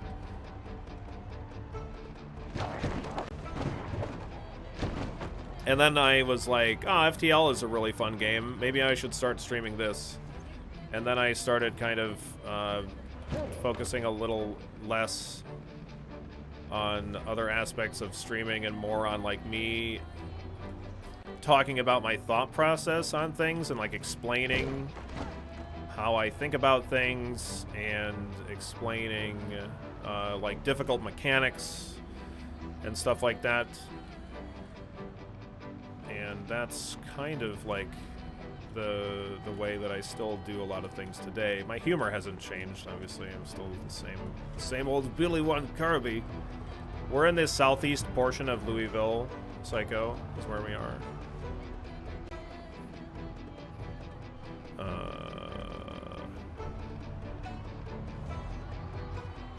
So yeah, I don't know. That's like kind of like it's basically the rest is kind of history from that point on. Like FTL was just like a really kind of instrumental game in like my figuring out what I like, how I wanted to get enjoyment out of the stream and what it is that I wanted to do. And like with that enjoyment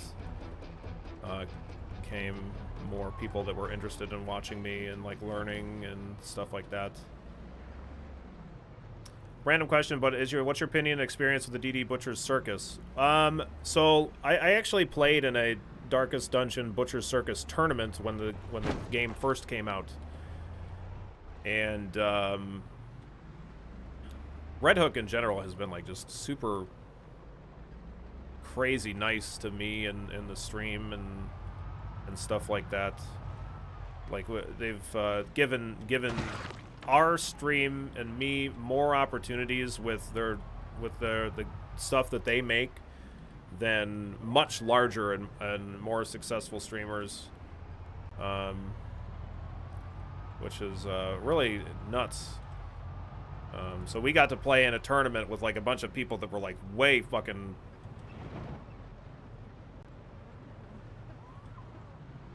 or no, not the Butcher Circus one. I'm sorry. I'm thinking of the that endless mode one. But the tournament one too. I did play in a tournament thing, and I got invited to that. But Red Hook, we played in a tournament for the space DLC for Darkest Dungeon. Anyway, Butcher Circus, I enjoyed the multiplayer for it. It felt kind of like a bit stale pretty quickly for me. But it was, but it's still like alright overall. It's just like okay, I think. Color of Madness. Yeah, we played in a Color of Madness tournament that we were invited to by Red Hook, which was like super nuts because we were very, very much, it felt like to me anyway, it was like a bunch of like Juggernaut streamers, and then like I was there too. And I remember people commenting about the way that like Red Hook picked people, or not how they picked. They didn't ever say how the hell they picked people, but like they were just like, why aren't like X, Y, or Z super big streamers / YouTubers a part of this tournament? And I was like, what am I doing here? Kind of a thing, but.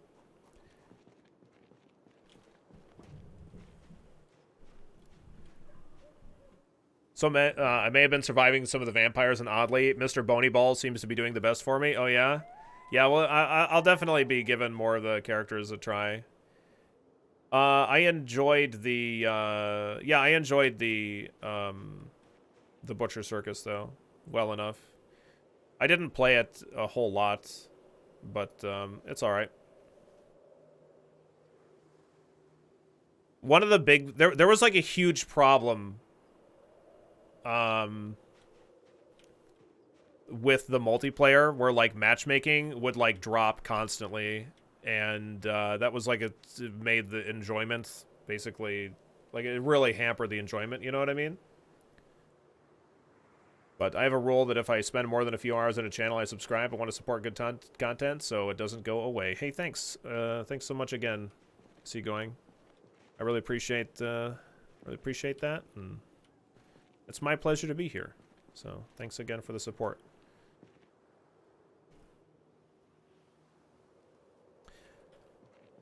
So yeah, the multiplayer for the Butcher Circus, it's like a 4 out of 5 for me. Like it's above average. It's like very interesting, and like they're very interested in making it something different, and also you know, with a certain amount of competitiveness to it, and stuff. So I think that they were pretty successful in that. It just didn't really super jive with me.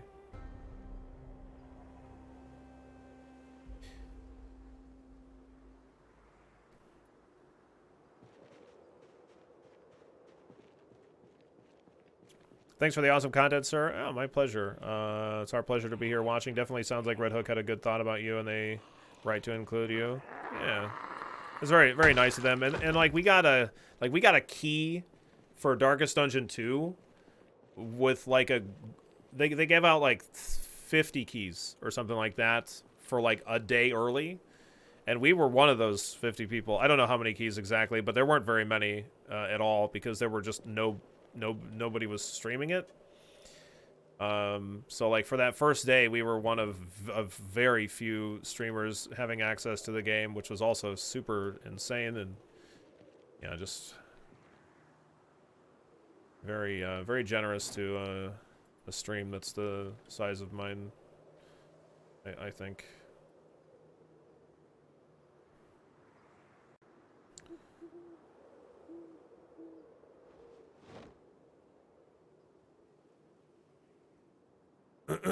You've yet to actually play DD2? Gotcha. It's not bad. It definitely is. You know, it's early access. It very much kind of like reminds me of DD1 early access. Like, it seems to me like there's something really great there, and I just will be interested in, you know, playing the game as it develops. Yeah, that's how it is for a lot of people. Tenchi, yeah, they're waiting for it to come to Steam, for sure.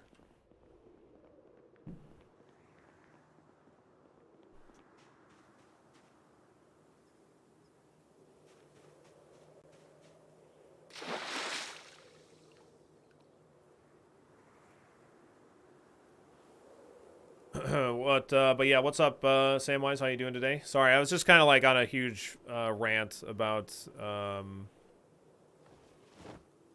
the stream. So there's the massive stream history rant.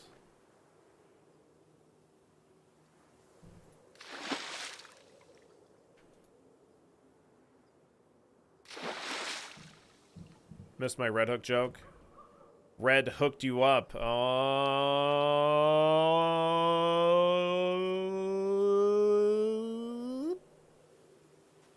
Jokes.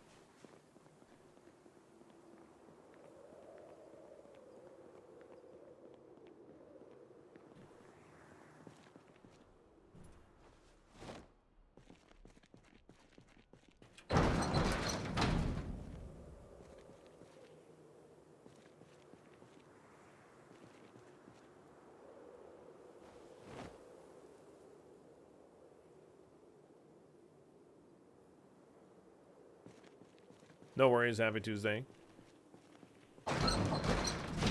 Happy Tuesday to you as well.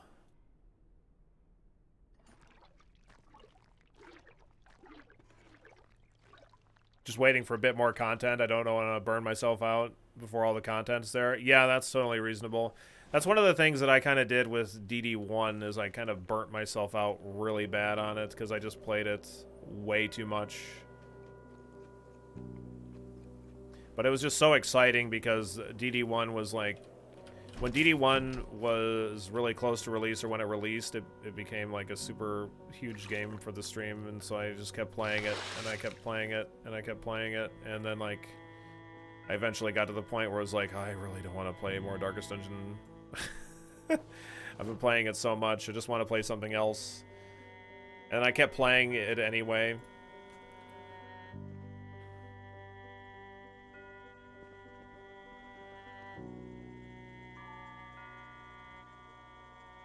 I mean, how do you know that it's just not the hands that are completely, that are the ones that are allowing people to be on stream? Maybe Fonts Vamp, that could be the case too. You can play DD in your sleep, yeah.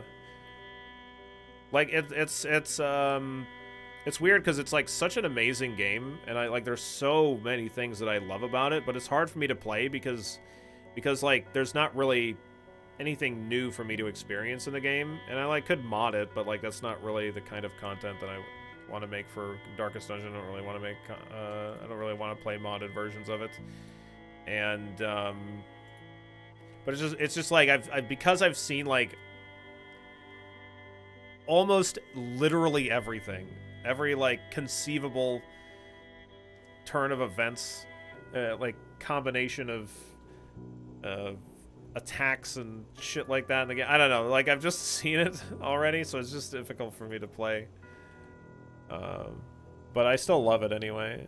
It doesn't mean that it isn't still a really great game, and I still think about the game like a lot, and all of the really fantastic lines of dialogue, and then all the different interactions that you have in the game with different events and stuff like that. Just super duper cool, just beautiful, with the amazing art that Chris Barassa did, and all the really fantastic music and the great lines from Wayne June. Super great.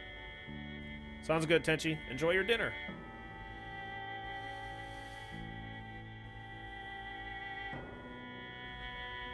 Yeah, they are super cool, Rocky.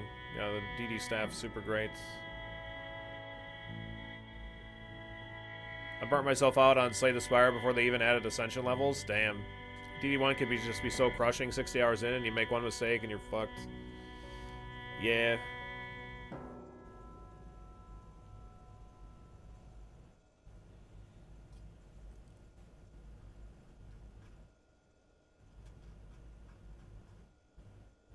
That's why I always recommend playing on, not on Stygian, or not on Blood Moon, or not on max difficulty, because, like, the death, reset, or, like, the death limit is kind of, like, not, in line with, like, a lot of the enjoyment of the game, I don't think.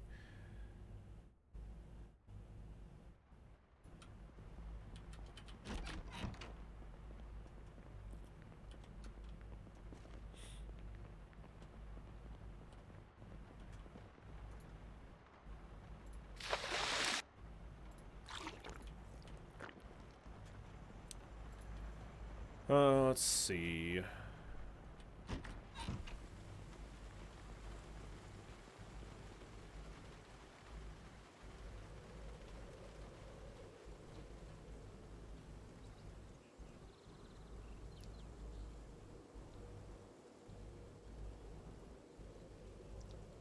Yeah, it's pretty brutal for sure, Bob.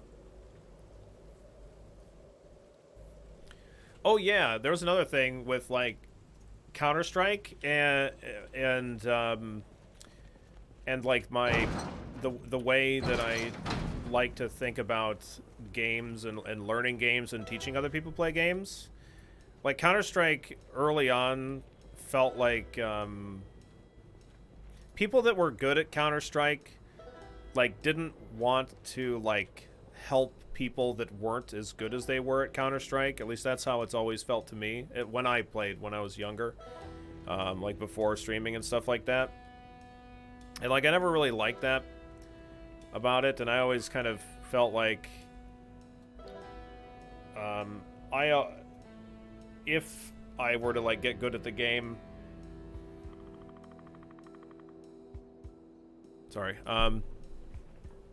if I were to get good at the game or whatever games that I get good at, like I don't want to like hold this like thing that I have, this skill that I have, like over other people, because it's just like Counter-Strike and like other competitive games are just, you know, people that are some people that are good anyway, not all of them, but like, you know, it can lead to a lot of toxicity and like just, you know, being a really kind of exclusive of other people that are trying to learn how to play the game well, and I never really liked that very much, so I always kind of thought that, like, man, I would really just like to help people be able to have fun with games that are difficult, instead of, like, being like, wow, look at all the cool things that I can do that you can't do. I want to be able to, like, have people be able to enjoy games a little bit more that they might be having trouble with, which is why I, you know, with Project Zomboid or literally any game that I play, like if somebody wants to like learn how something works or has questions about things, like I always really want to do my best to answer questions and stuff like that, because of that. Like I just think back to like kind of like this attitude of people wanting to like not share information because like they don't want to like take the time to do it, or they don't for whatever reason, like they don't want to like teach other people how to play a game or whatever.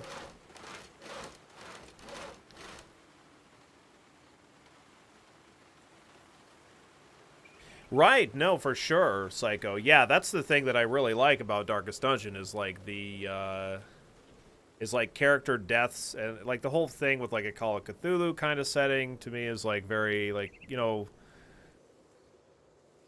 the lives of your characters they're just a resource. They're just like another number, just another statistic that like need to be used in order to get you to victory, and like that's one of the things that I really like about it. And then like on max difficulty you have a very limited amount of deaths. That's like that's the thing that I don't like quite as much, but yeah, that's cool. It's good. So I'm glad to hear that, Bob.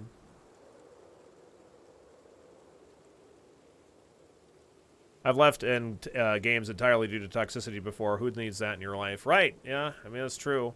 But I mean, like, I'm very competitive, so like, if I do poorly in a game, it doesn't usually, like, even if people are like shitty to me in a game, it usually doesn't drive me away. It like motivates me more to do better.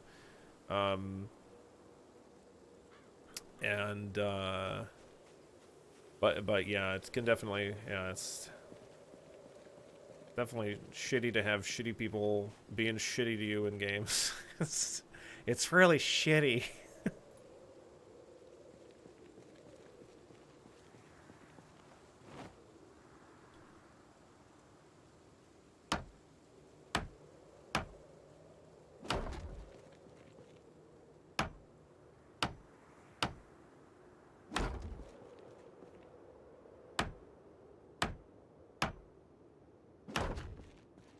I don't know how many walls I can plaster with each bucket. We're gonna find out here in just a minute.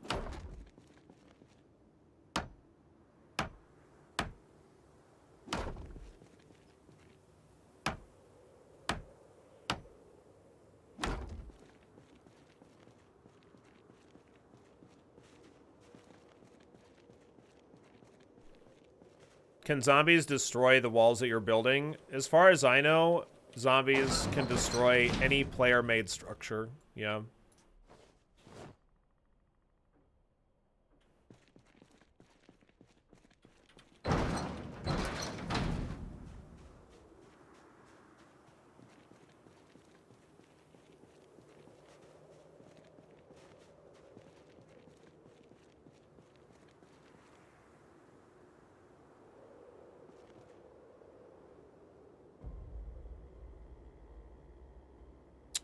Oh, I need to...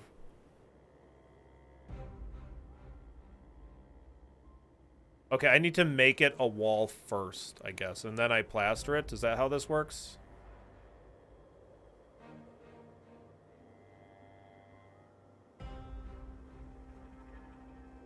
Okay, or I could do metal sheets. I could make metal. I don't have enough metal working, actually. Okay, so this is different from what I remember.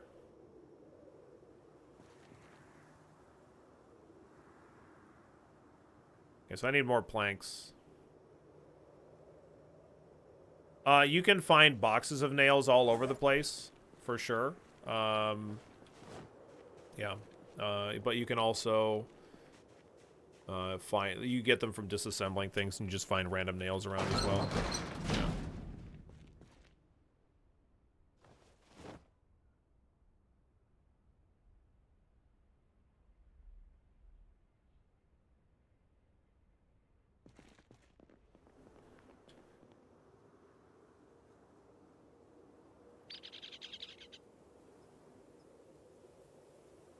Are there cheap mechanics like putting cars in front of doors and windows so that it prevents Zeds from entering? Like, maybe, but from what I understand, like, zombies can crawl under vehicles. We know that. And we also know that zombies can attack structures while they're prone. So, like, presumably they can attack walls while underneath of a vehicle. I've just never seen it happen. So, but from what I understand, it does happen. But I've just never seen it, so...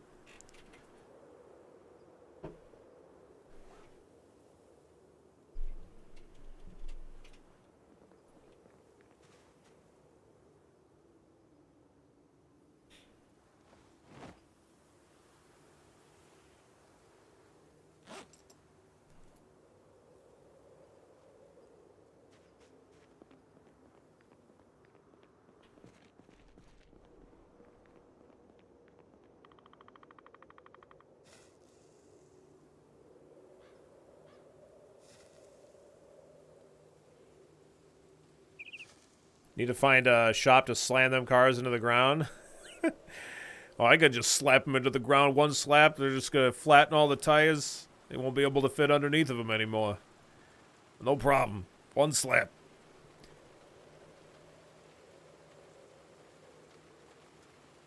Yeah, only player built structures. So if you can find non-player built structures, then they won't get destroyed. Except for gates, like gates and doors and stuff like that. They'll always be attackable. And windows, they don't have to be player made or whatever. But like zombies won't attack these walls here, as far as I know. These walls that are in the backyard and stuff. Resolving to only play with people I know personally has definitely saved me a lot of heartburn. Even if Wibbly kills me in Mario Kart, the worst that'll happen is we threaten to tape over mitts to his hands. Yeah, sure. Like that would stop you, right? Wibbly would still whoop everybody's ass.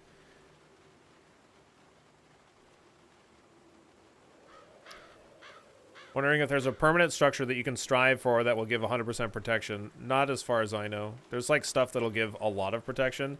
You can make pretty much anything like very, very safe, like safer than you'd ever really need it to be, I think. So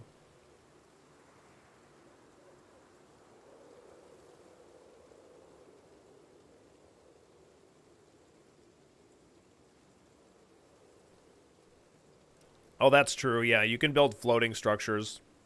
Or you could even go into the second floor of a house, destroy the stairs, and only get in with sheet rope. The only issue is that zombies can attack sheet rope. So theoretically, you could, like, even if you had sheet rope in every single window in the second story of a building, then you could, like, have all of them torn down. But I don't know. I've never done that kind of a thing, so...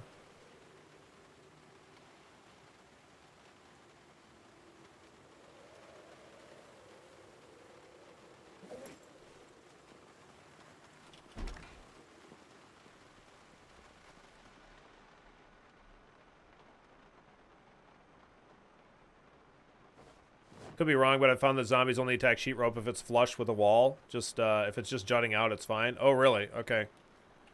That could be. Could be.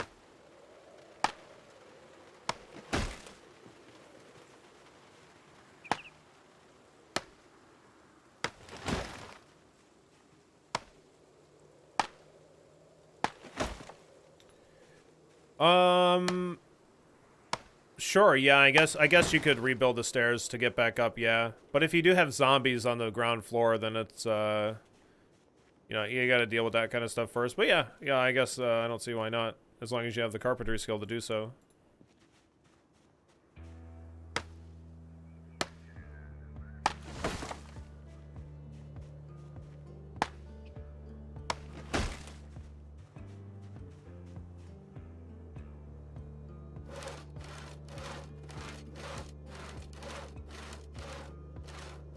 It's just this easy to break down lumber.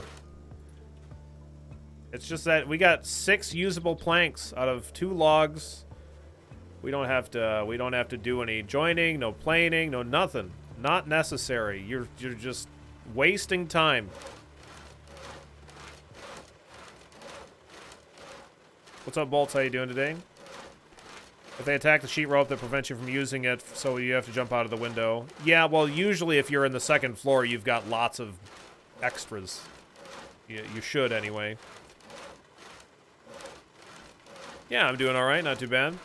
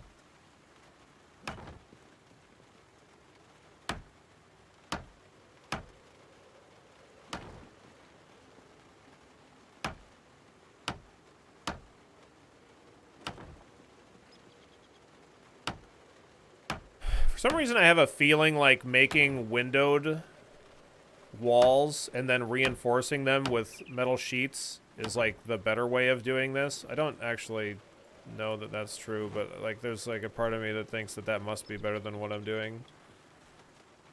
But I don't know. How do I I think I can plaster these.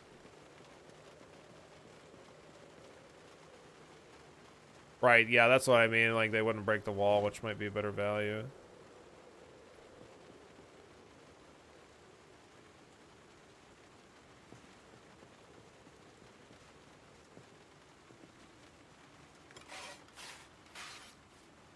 What's up, Angel Maniac? How you doing today?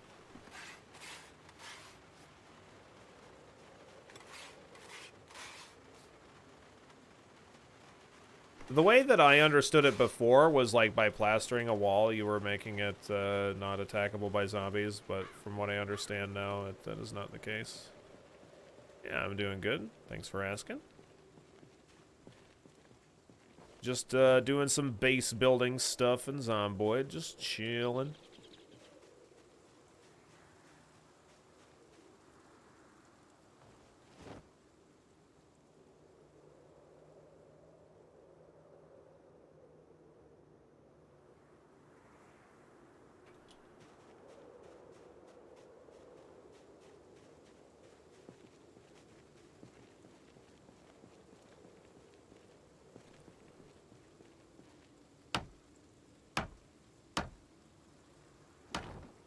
No, Project Zomboid is definitely not easy at all.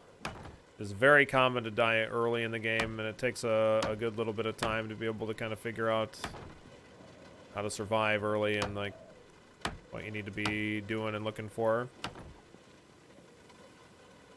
Nah, I mean, like, we have so many hours of failure dread leading up to our periods of success.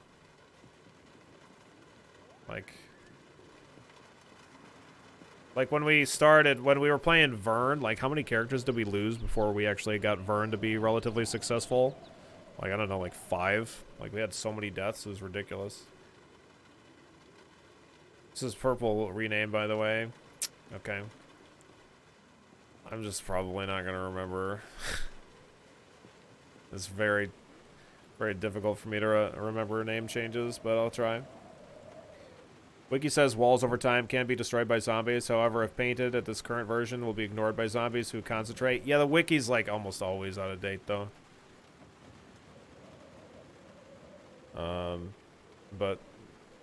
But yeah, that it might be accurate. Anyway, might be accurate, might not be. I don't know.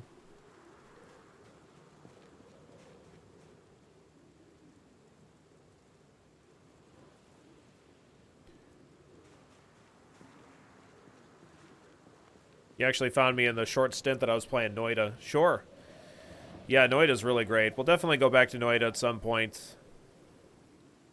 The thing that was annoying me a bit about Noida is how, like, the game allows you to do anything, even to, like, its own demise. Like, you can just make the game completely unplayable by, you know, by getting, like, too much shit on the screen or whatnot, and that I find that to be annoying because that's the kind of stuff that I really like to do, but it like makes the game not. Like that's like the dream that I have with every run, and so like when the dream that I have for a run is to like make the game unplayable, it's like not a very like interesting goal to actually try to achieve, because like you get to that point and it's like, oh, this isn't very fun.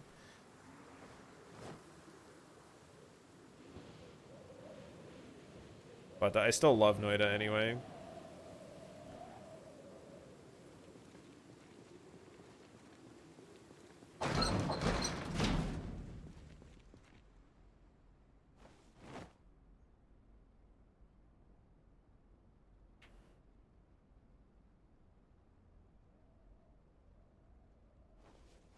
I'm really short on scrap metal.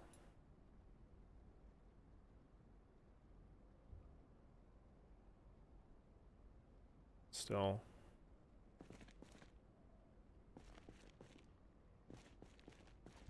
Just, I feel like it's weird. Oh, here's some more scrap metal.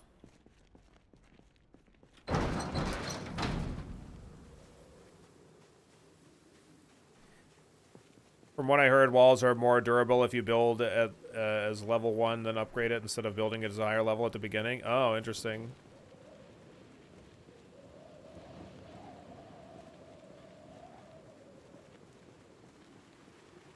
I gotta get my welding stuff.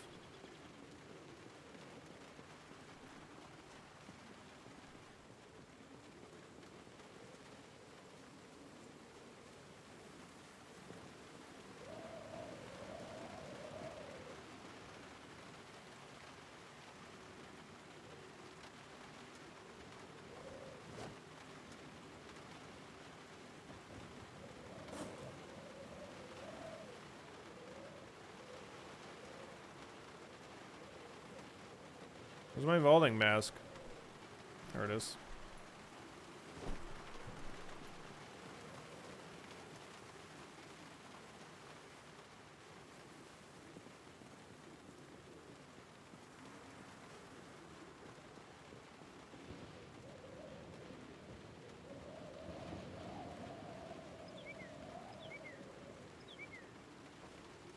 Yeah, a lot of people are very interested in Vampire Survivors, which is really cool.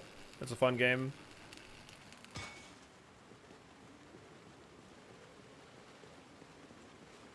Very cool.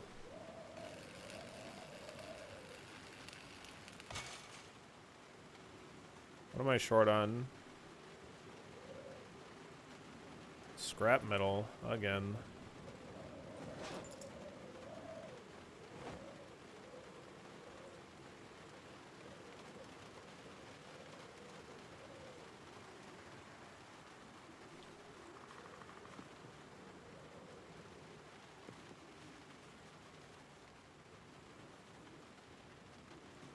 12 planks, 2 doorknobs, 4 hinges.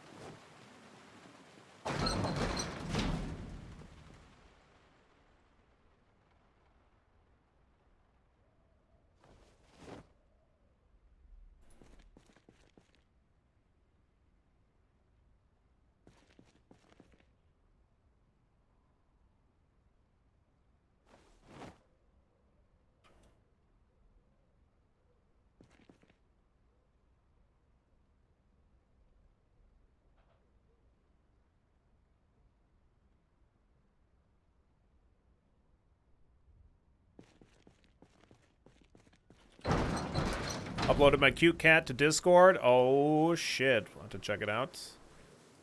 One of the many amazing things that you too could be witnessing in the Discord. Wow. Some amazing stuff in that Discord channel. Exclamation point Discord. Join it now. Do it. There we go.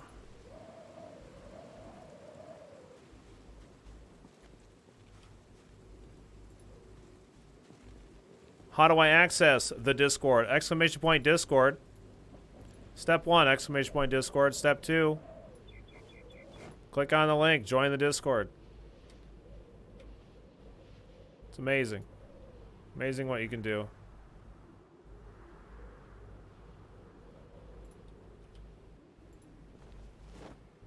I didn't have space in my inventory to like do that, so. Okay, there we go. I need more metal fencing, or wooden fencing, I guess, but I think I'd rather have metal fencing. Oh my god, is the bot dead? Rip. Hang on, let me try. Oh, no, it's, still failing. Let me try again. I gotta close it out and reset it.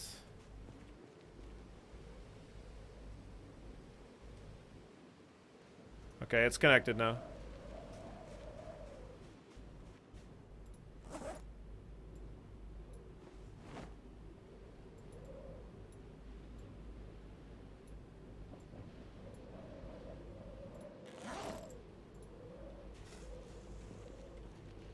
Just kidding, lol. I don't know.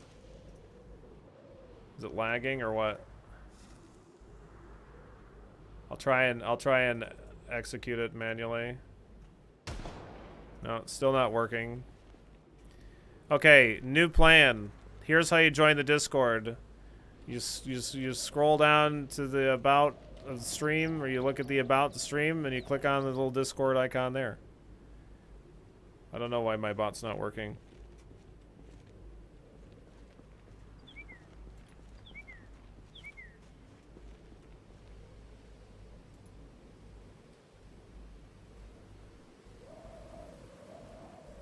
Sorry, Agus.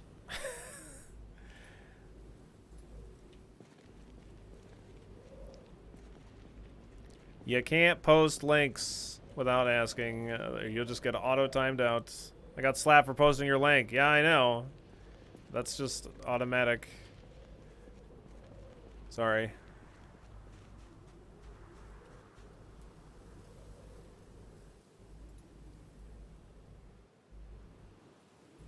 Here. I'll post it. There you go. No good deed goes unpunished.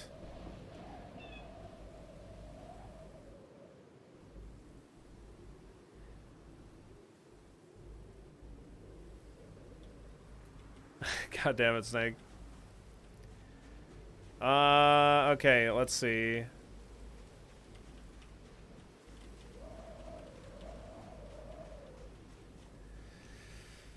I need scrap metal. Apparently I can get them from disassembling trash cans more frequently. So I could do that. I could go to disassemble other shit.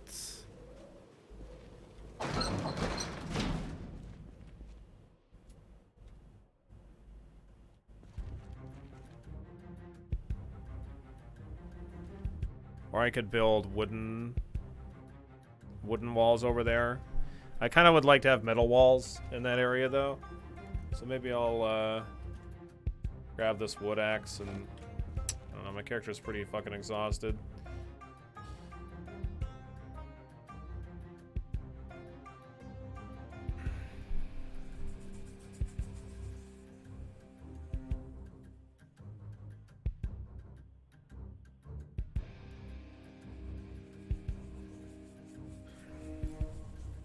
Yeah, I could probably just at least disassemble the things in the neighboring house, I guess. I don't think I've done any of that.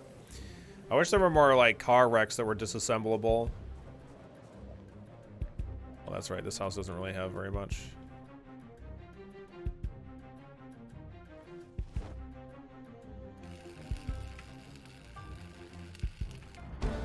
Oh my god. Hey, look at that. Metalworking. Shit. I guess I should read my next metalworking book. Not any car wreck. They have to be, like, completely destroyed. So, like, any of these junked out cars that I have can't be broken down into scrap parts. They have to be, like an event. Like, this is a complete piece of crap, right? Like, this thing should be disassemblable as far as I'm concerned. Doesn't have any fucking wheels on it, but... So, like, there's, like, a bridge... between West Point and Louisville that's like filled with car wrecks. Like, that's a good place, but it's just a very long drive and I don't really want to do it. Yeah, exactly. The vehicles that you can't enter at all, those are disassemblable.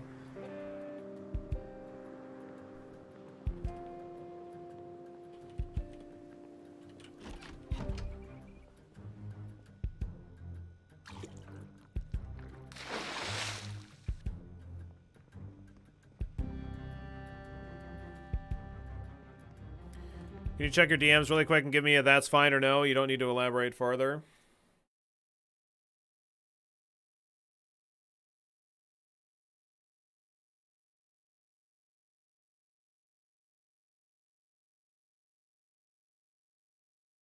That's fine.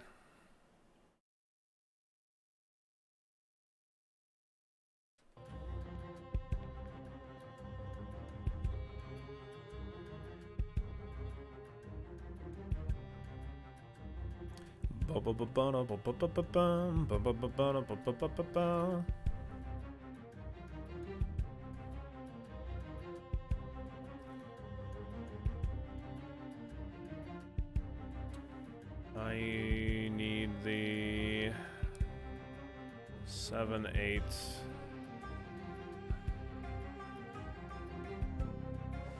That'll work. Bloop bloop.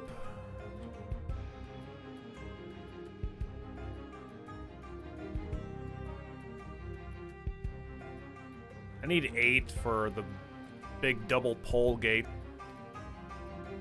They always require scrap metal, which seems so weird that, like, you have to... Like, you can't create scrap metal from other bigger pieces of metal, which I feel like you should be able to do. But... whatever, I don't know. We're almost at the next level of cooking as well. We're gonna need to read another cooking book.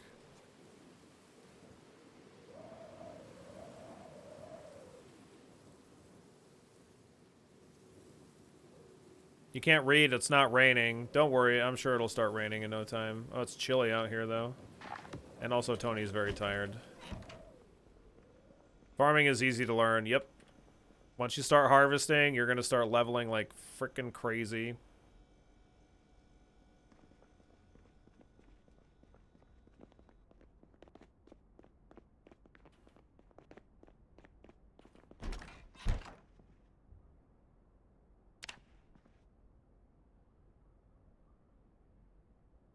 You can create planks from just logs, not scrap metal from sheet of metal. Makes sense. I should be able to, like, make anything a piece of scrap by just beating the bejesus out of it. I mean, I can break down logs into planks, into sticks. Yeah. So, like, I should be able to do the same. I can't make scrap wood, though, to be fair. But there's no crafting thing that requires scrap wood, so...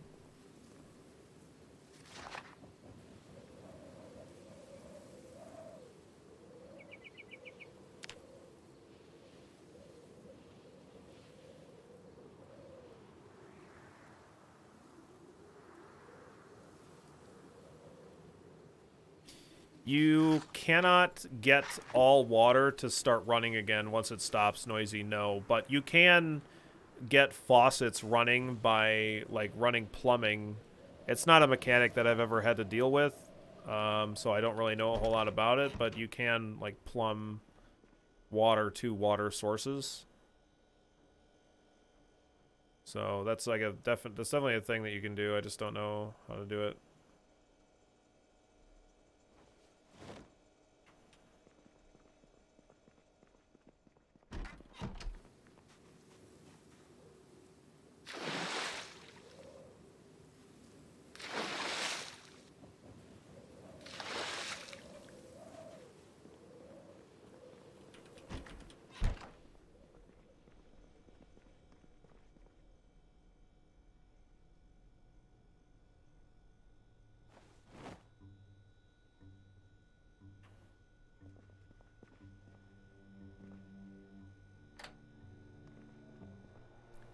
You can install a rain collector above a sink and connect it with pipes to filter the tainted water. Though that might be a bug or exploit, sure. Yeah, I always just boil the water personally, and I don't really find it to be particularly inconvenient. What the heck are you wearing? We're wearing a fireman jacket covered in leather strips.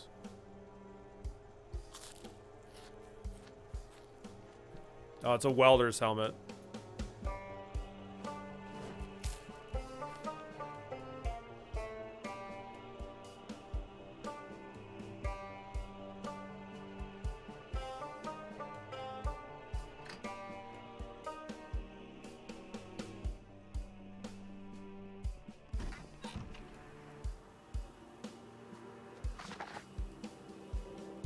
All right, Tony, come on, keep reading. He can read right through that welder's helmet.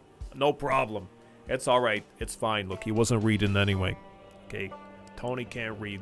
Everybody knows that.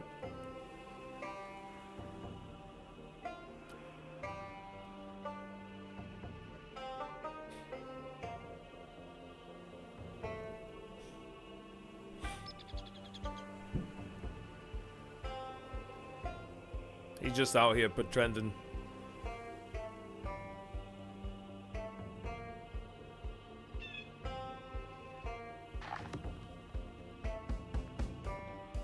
Alright, let's go throw this in the book pile. There we go.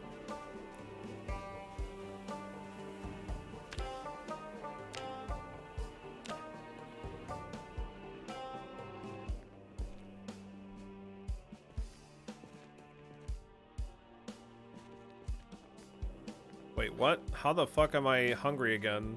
I ate an entire box of cereal just like an hour ago. A couple hours ago, I guess, but...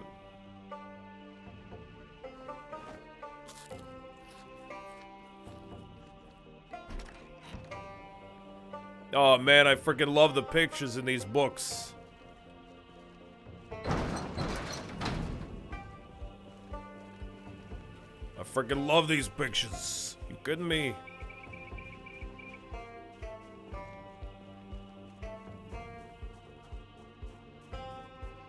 I'm learning so much. Tony, that's a Hotties magazine. Yeah, I know.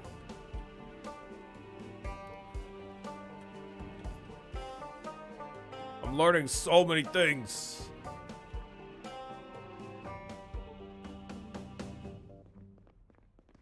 Can you still read a Hotties magazine with an illiterate character? Yeah, I don't know.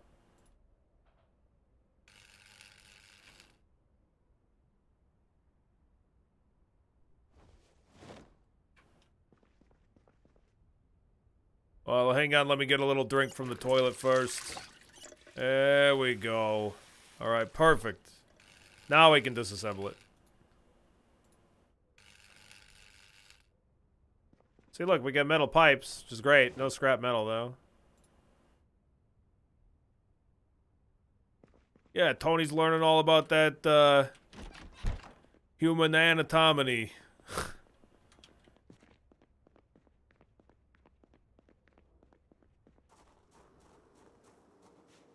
Yeah, it's the only thing that you can read.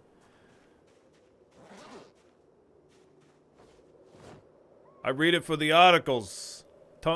Tony, you can't read. You fucking idiot. You shut up. I fucking love those articles.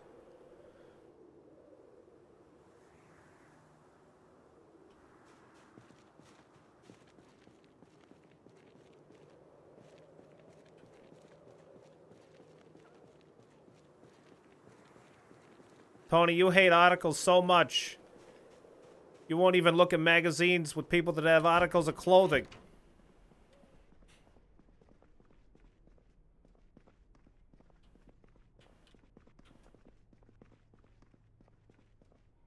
Let's disassemble all this shit in this house. Definitely, probably, mostly, kind of, sort of safe.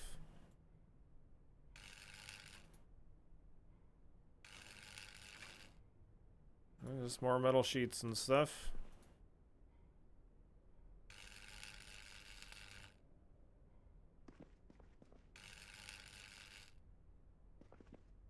Is that scrap metal? Oh my god.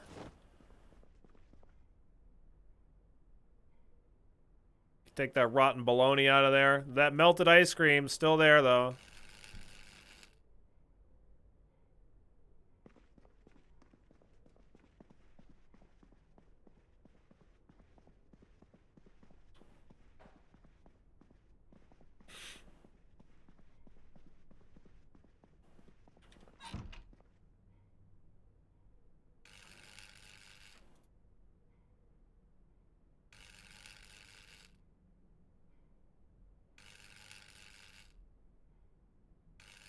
If I were to order a sandwich from James Johnson, would you want one too? Sure. Sounds cool.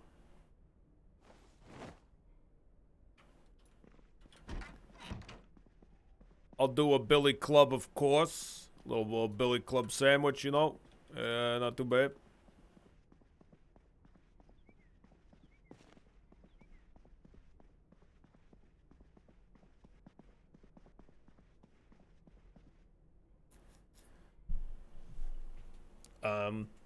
I don't remember if that comes with mayo. If it does come with mayo, then no mayo.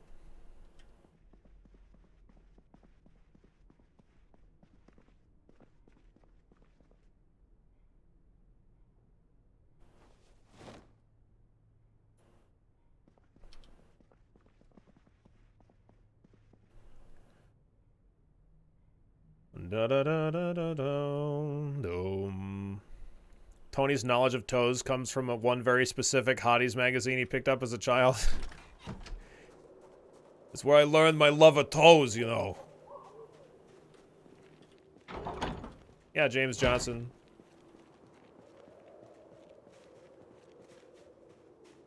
I ordered a chicken roll with extra mayo like 3 hours ago. Oh, do they still... Oh, wait. Does Jimmy John's still have that... they had like a chicken Caesar salad wrap. If they still have that, that'd be cool. I don't know if they still... I don't think they have it anymore, though. You might have already placed the order.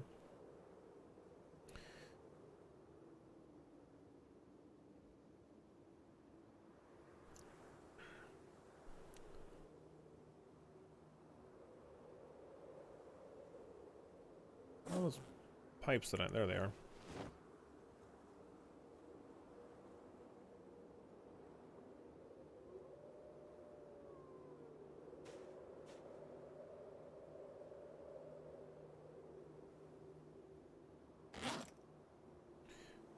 It's no Arby's, no Meat Mountain. Meat Mountain? Oh my god.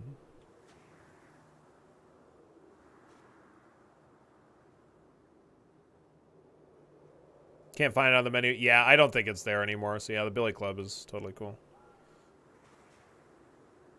They named that sandwich after me, you know. It's a Billy Club. Okay. I need 3 more metal fences. I probably won't build any more metal fences because it's taking way too long to get all the resources for it. But the main thing that I need is scrap metal for that. I've DM'd you a pic of the Meat Mountain.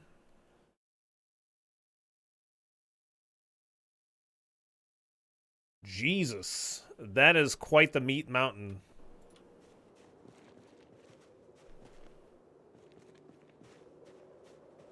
Is that your porn name? What the hell was the Canadian porn actor's name that we played in Zomboid like a year ago? What the hell was that guy's name? The look on my face. That's a reaction to a meat mountain. Meat Mountain is like a, that's like a Game of Thrones porno name for the mountain. Roy? Yeah, Roy sounds right. Einsteinium, yeah.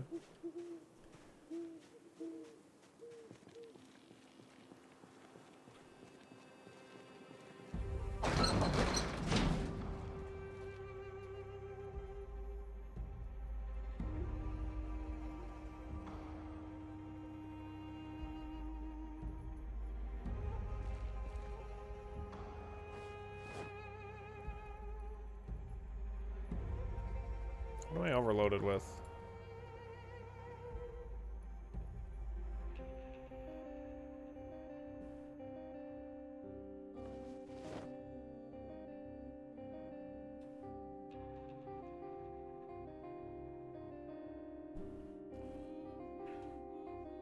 Timmy Two Sticks you've been hearing about? That's what we're about to be doing, Timmy Two Sticks. We're going to be doing some carpentry stuff. That's close enough. That's a real sandwich that you can order, though. I believe it.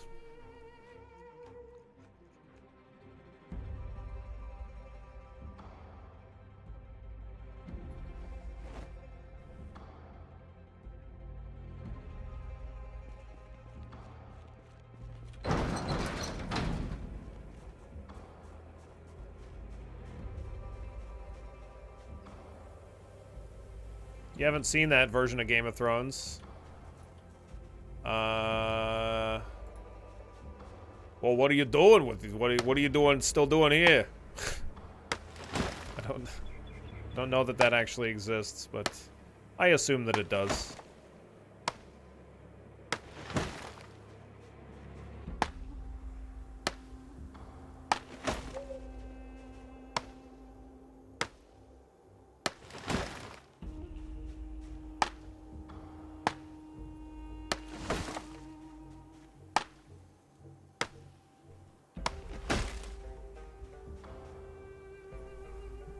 If it exists in media, then it exists in media. Yes.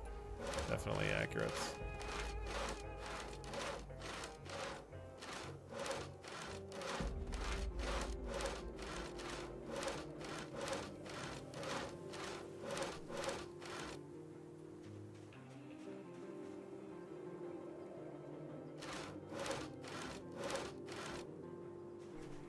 It exists in media.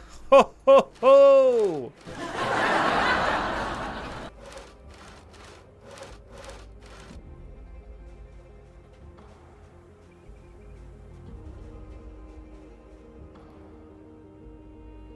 All right, let's get Tony some rest.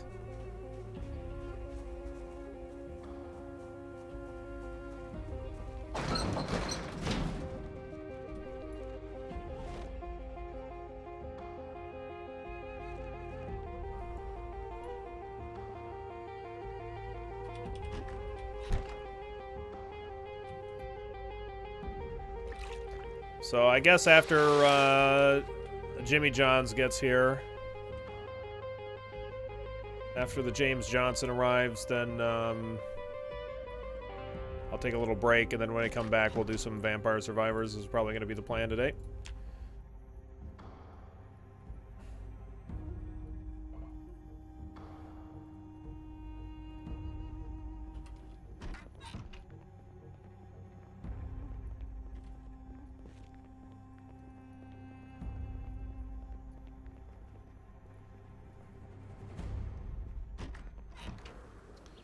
All my rotten crops.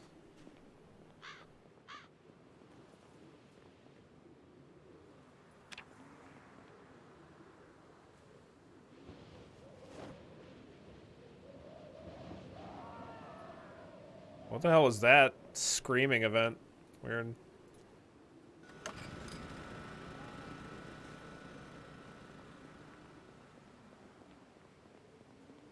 You got your first bird evolve. The death had to step on me. Nice.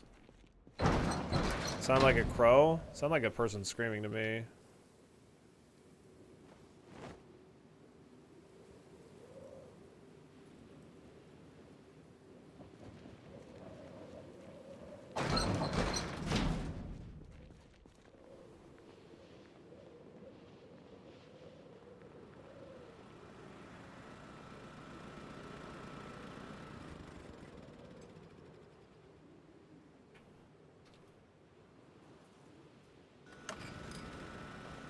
Okay. Not good.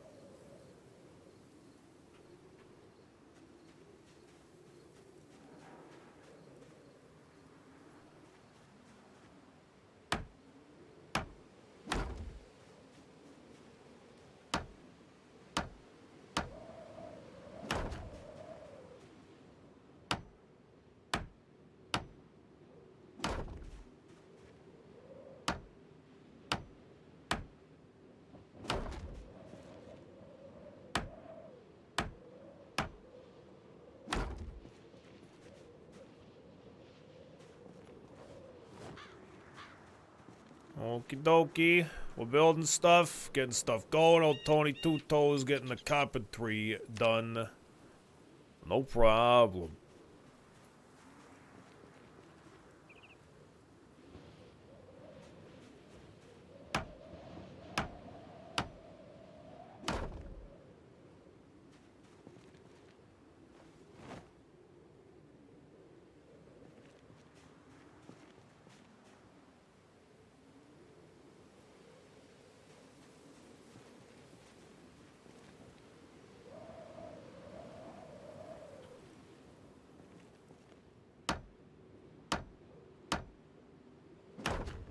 Okay, good.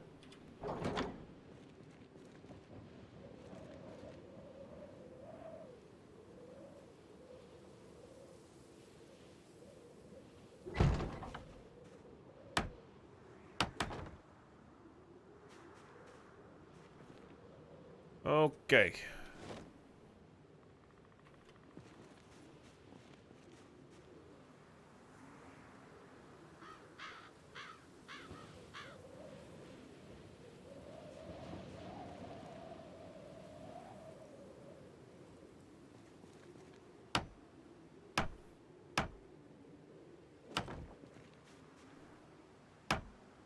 I'll be able to chop down all these trees on the south end here. I'll get a lot of that stuff. All the wood like really close by, and it'll also make it easier to see what the fuck's going on.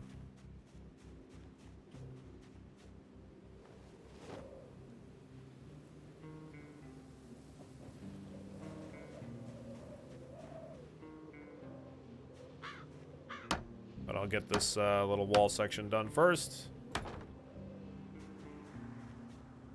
I don't have enough nails. Hang on, I gotta go get some more nails. Hold on. We'll be right back. Stay right there, Walls. Don't go anywhere. You're gonna have Tony Two Toes to deal with.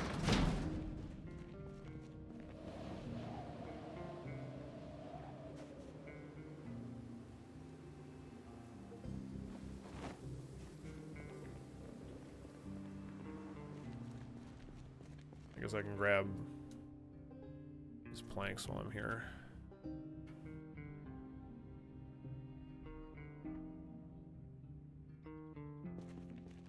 This machete is kind of beat to shit too. Yeah, it makes it a lot easier to get vehicles in and stuff like that. Work on them. Psycho? Yeah. Thanks.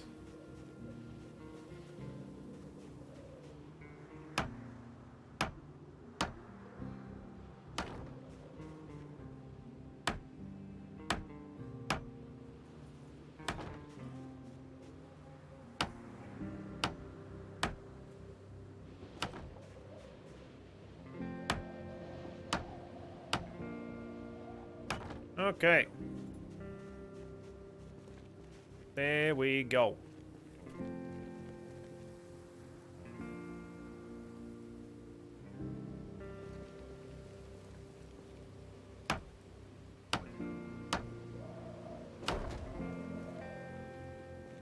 Nice. I need to chop down a whole shitload of trees. I gotta get this whole wall done over here. Like I said, I plan on doing this section here, all metal, but sorry for asking a question about a game you're not playing. It's fine. Have you played DD2 after the latest patch? Feels like no matter what I do, I get wrecked by stress. I don't know when the most recent patch came out, but probably not. I haven't played it in, since last year. I don't think I've played it this year at all yet.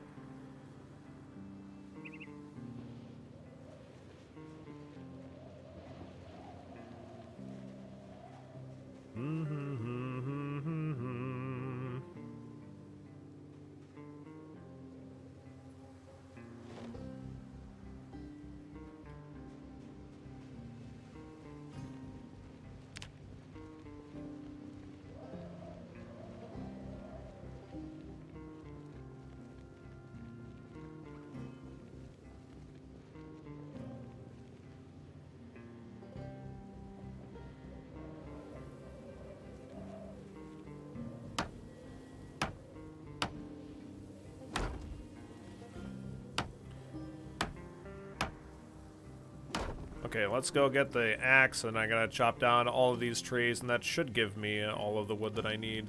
I mean, I'm gonna be exhausted. There's no way that I'm gonna be able to actually chop down all of that, I don't think, but...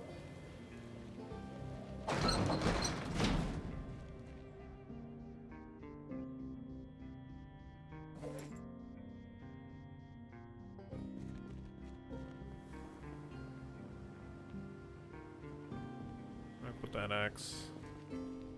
There it is.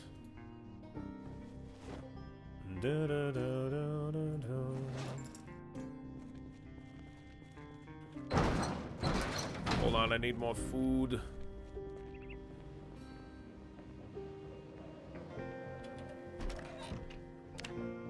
I'm just kind of grabbing whatever food because, like, we're doing pretty okay on weight, so.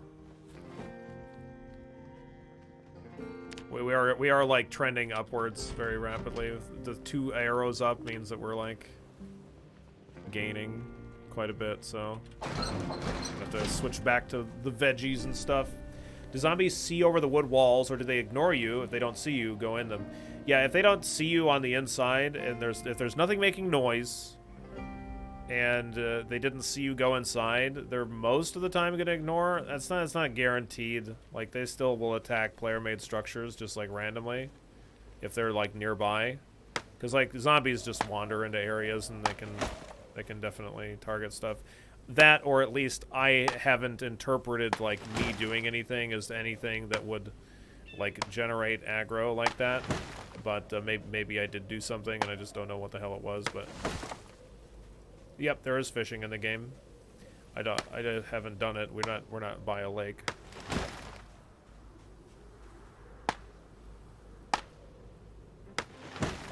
I'm gonna have my character just sit on the ground for a second.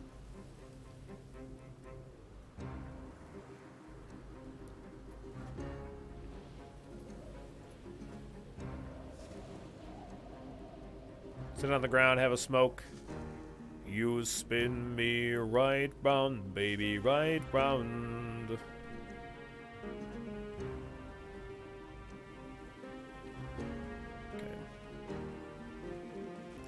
because like cutting down trees makes a lot of noise, and it also exerts me. So like I want to not be completely fucking exhausted if a zombie walks up to me.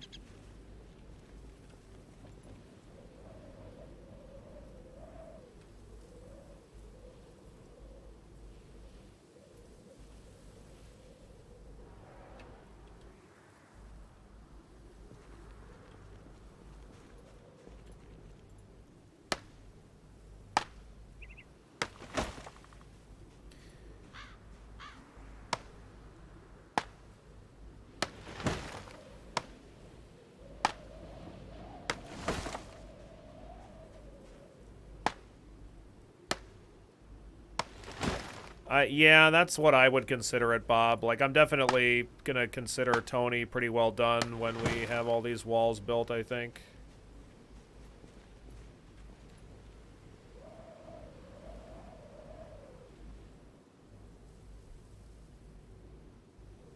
Lags? I didn't drop any frames, so...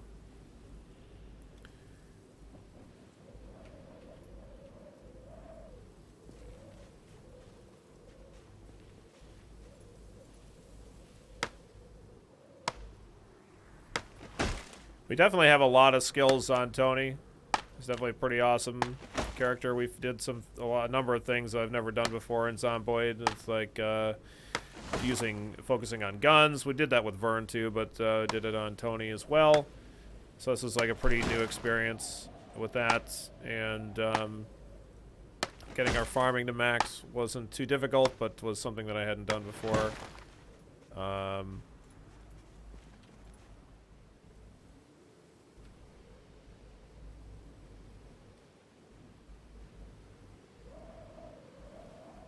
Yeah, yesterday we were having all kinds of problems, but seems like the modem reset was what we needed.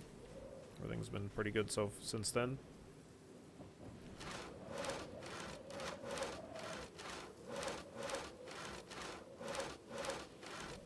Surprised I haven't been interrupted by zombies, honestly. Yeah, it's all on your end. I'm not having any issues.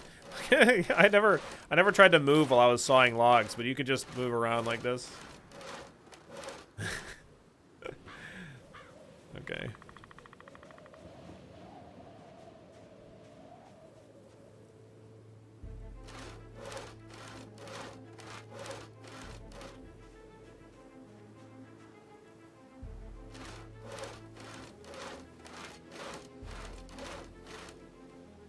Some 360 log sawing.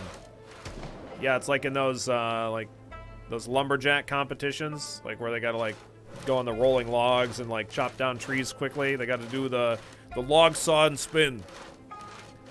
Log saw spin. You fool! You fell victim to one of the classic blunders! A9 Wag, hey, thank you so very much for the brand new sub. I really appreciate it. Hope you're having a fantastic Tuesday. Thanks for the support. Don't leave any of the love lying around. Make sure you pick it up and take it with you, pretty please. Pretty please.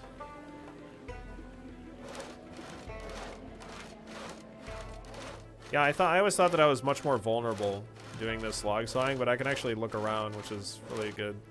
Didn't realize that. I don't know how much noise log sawing makes, but I know that chopping makes a lot of fucking noise.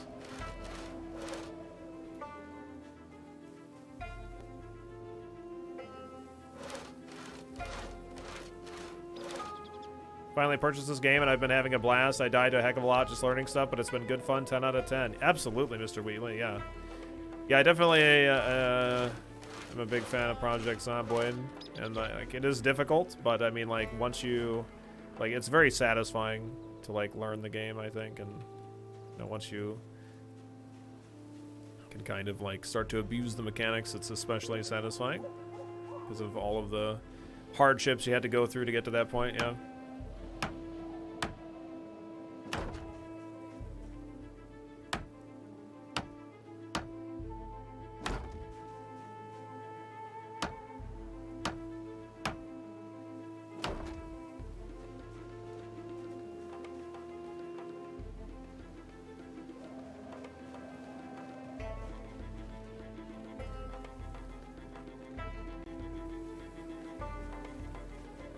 Yeah,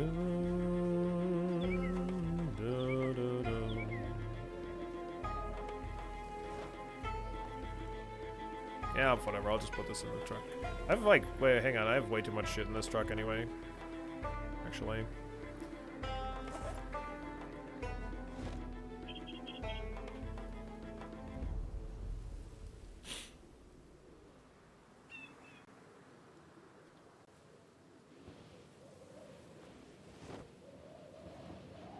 I gotta empty out a whole bunch of this stuff.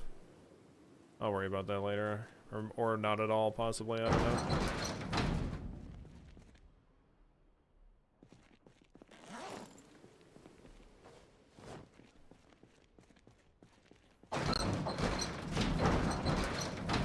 Okay. I just wanted to, like, empty out some of my inventory space so that I, could load up 12, pieces of lumber into my inventory.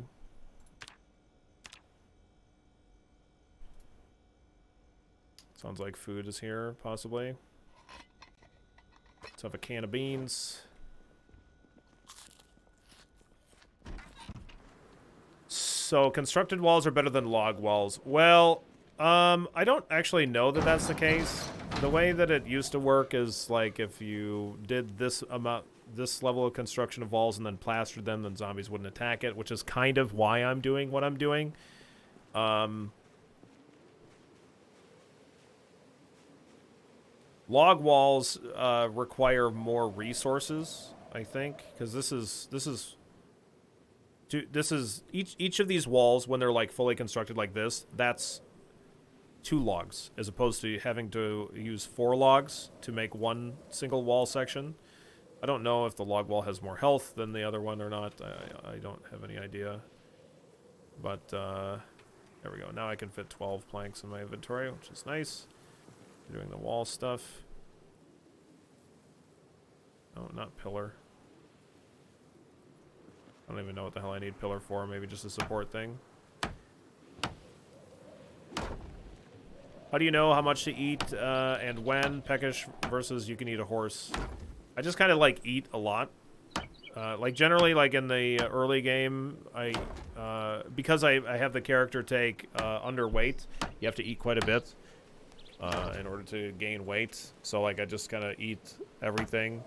And then like once you get to the state where we are in the game, when you're growing your own crops, all of the food that you make with vegetables and stuff like that are much lower calorie than like any of the processed food in the game. So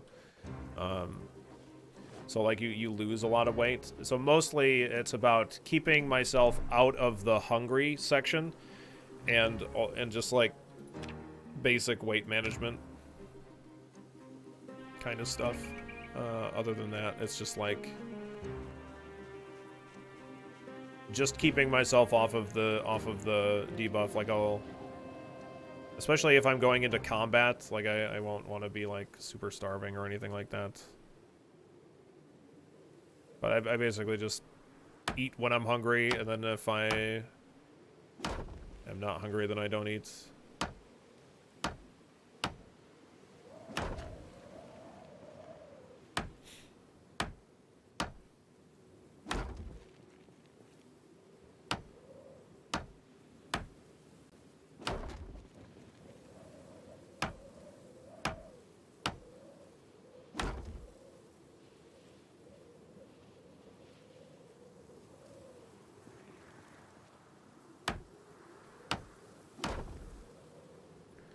We're getting there. Still requires a lot of lumber, but I think we have it. Well, I don't know. I might end up having to chop down more trees. I don't know yet.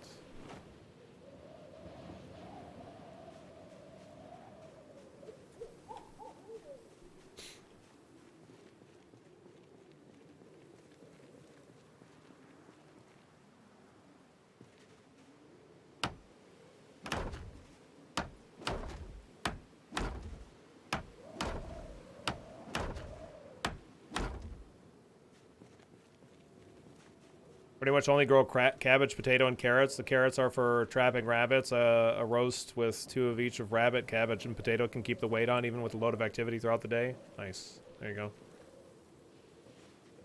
Yeah, typically the way that I end up doing it is I end up eating just like a lot of standard vegetable stuff to keep myself from being hungry. And then my character will end up losing a lot of weight over time. And then I'll just eat a bunch of junk food to like get my weight back up. It's definitely not a very healthy thing to do. Probably, but I don't know. There's no punishment for it in game, so easy peasy.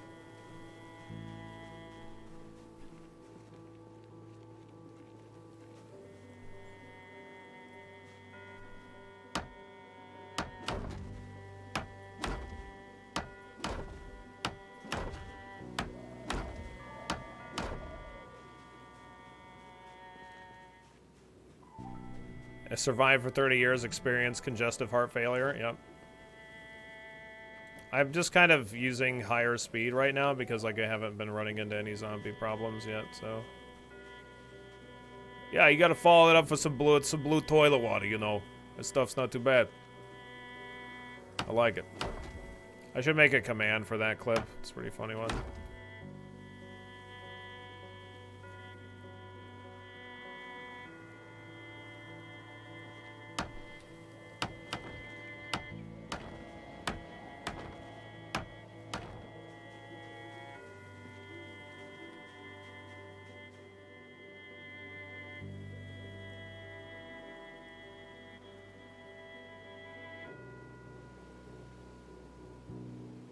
You can only grow stuff to eat in the late game. I mean, there's so much food in the game that you can definitely survive for, I mean, maybe not technically in forever, but like pretty much indefinitely on just food that you find.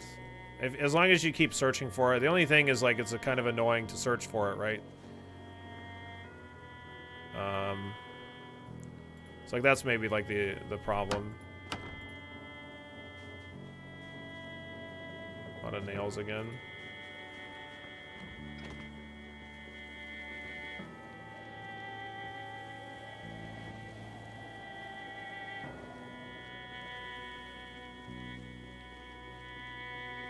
But yeah, you can trap animals and fish for food as well.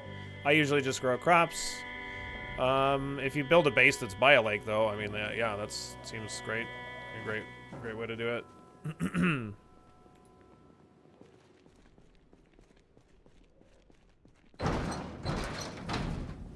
There's no hunting in the game yet, but I think that's gonna be a thing. I think.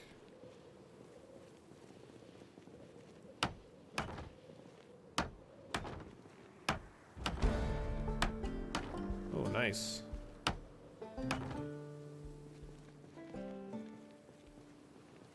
All right, look at that.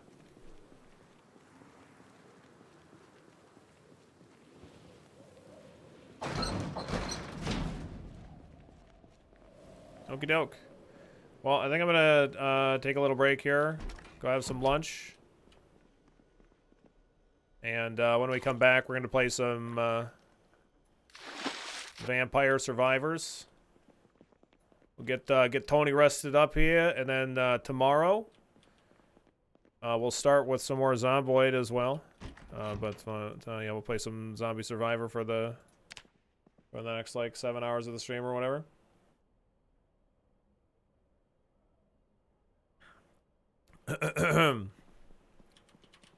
And then whenever we finish Tony, then I'll start a new file just for like a tutorial thing, and I'll try to like do a little bit of a deep dive. If I had to guess, it'll probably take like a half an hour or an hour to like kind of get a good like beginning explanation kind of going. It could technically be much less. I could try to like shorten it up and have it be only like 10 minutes. I don't know. But either way, I'm gonna take a quick break, and we'll put a pin in Tony Two Toes until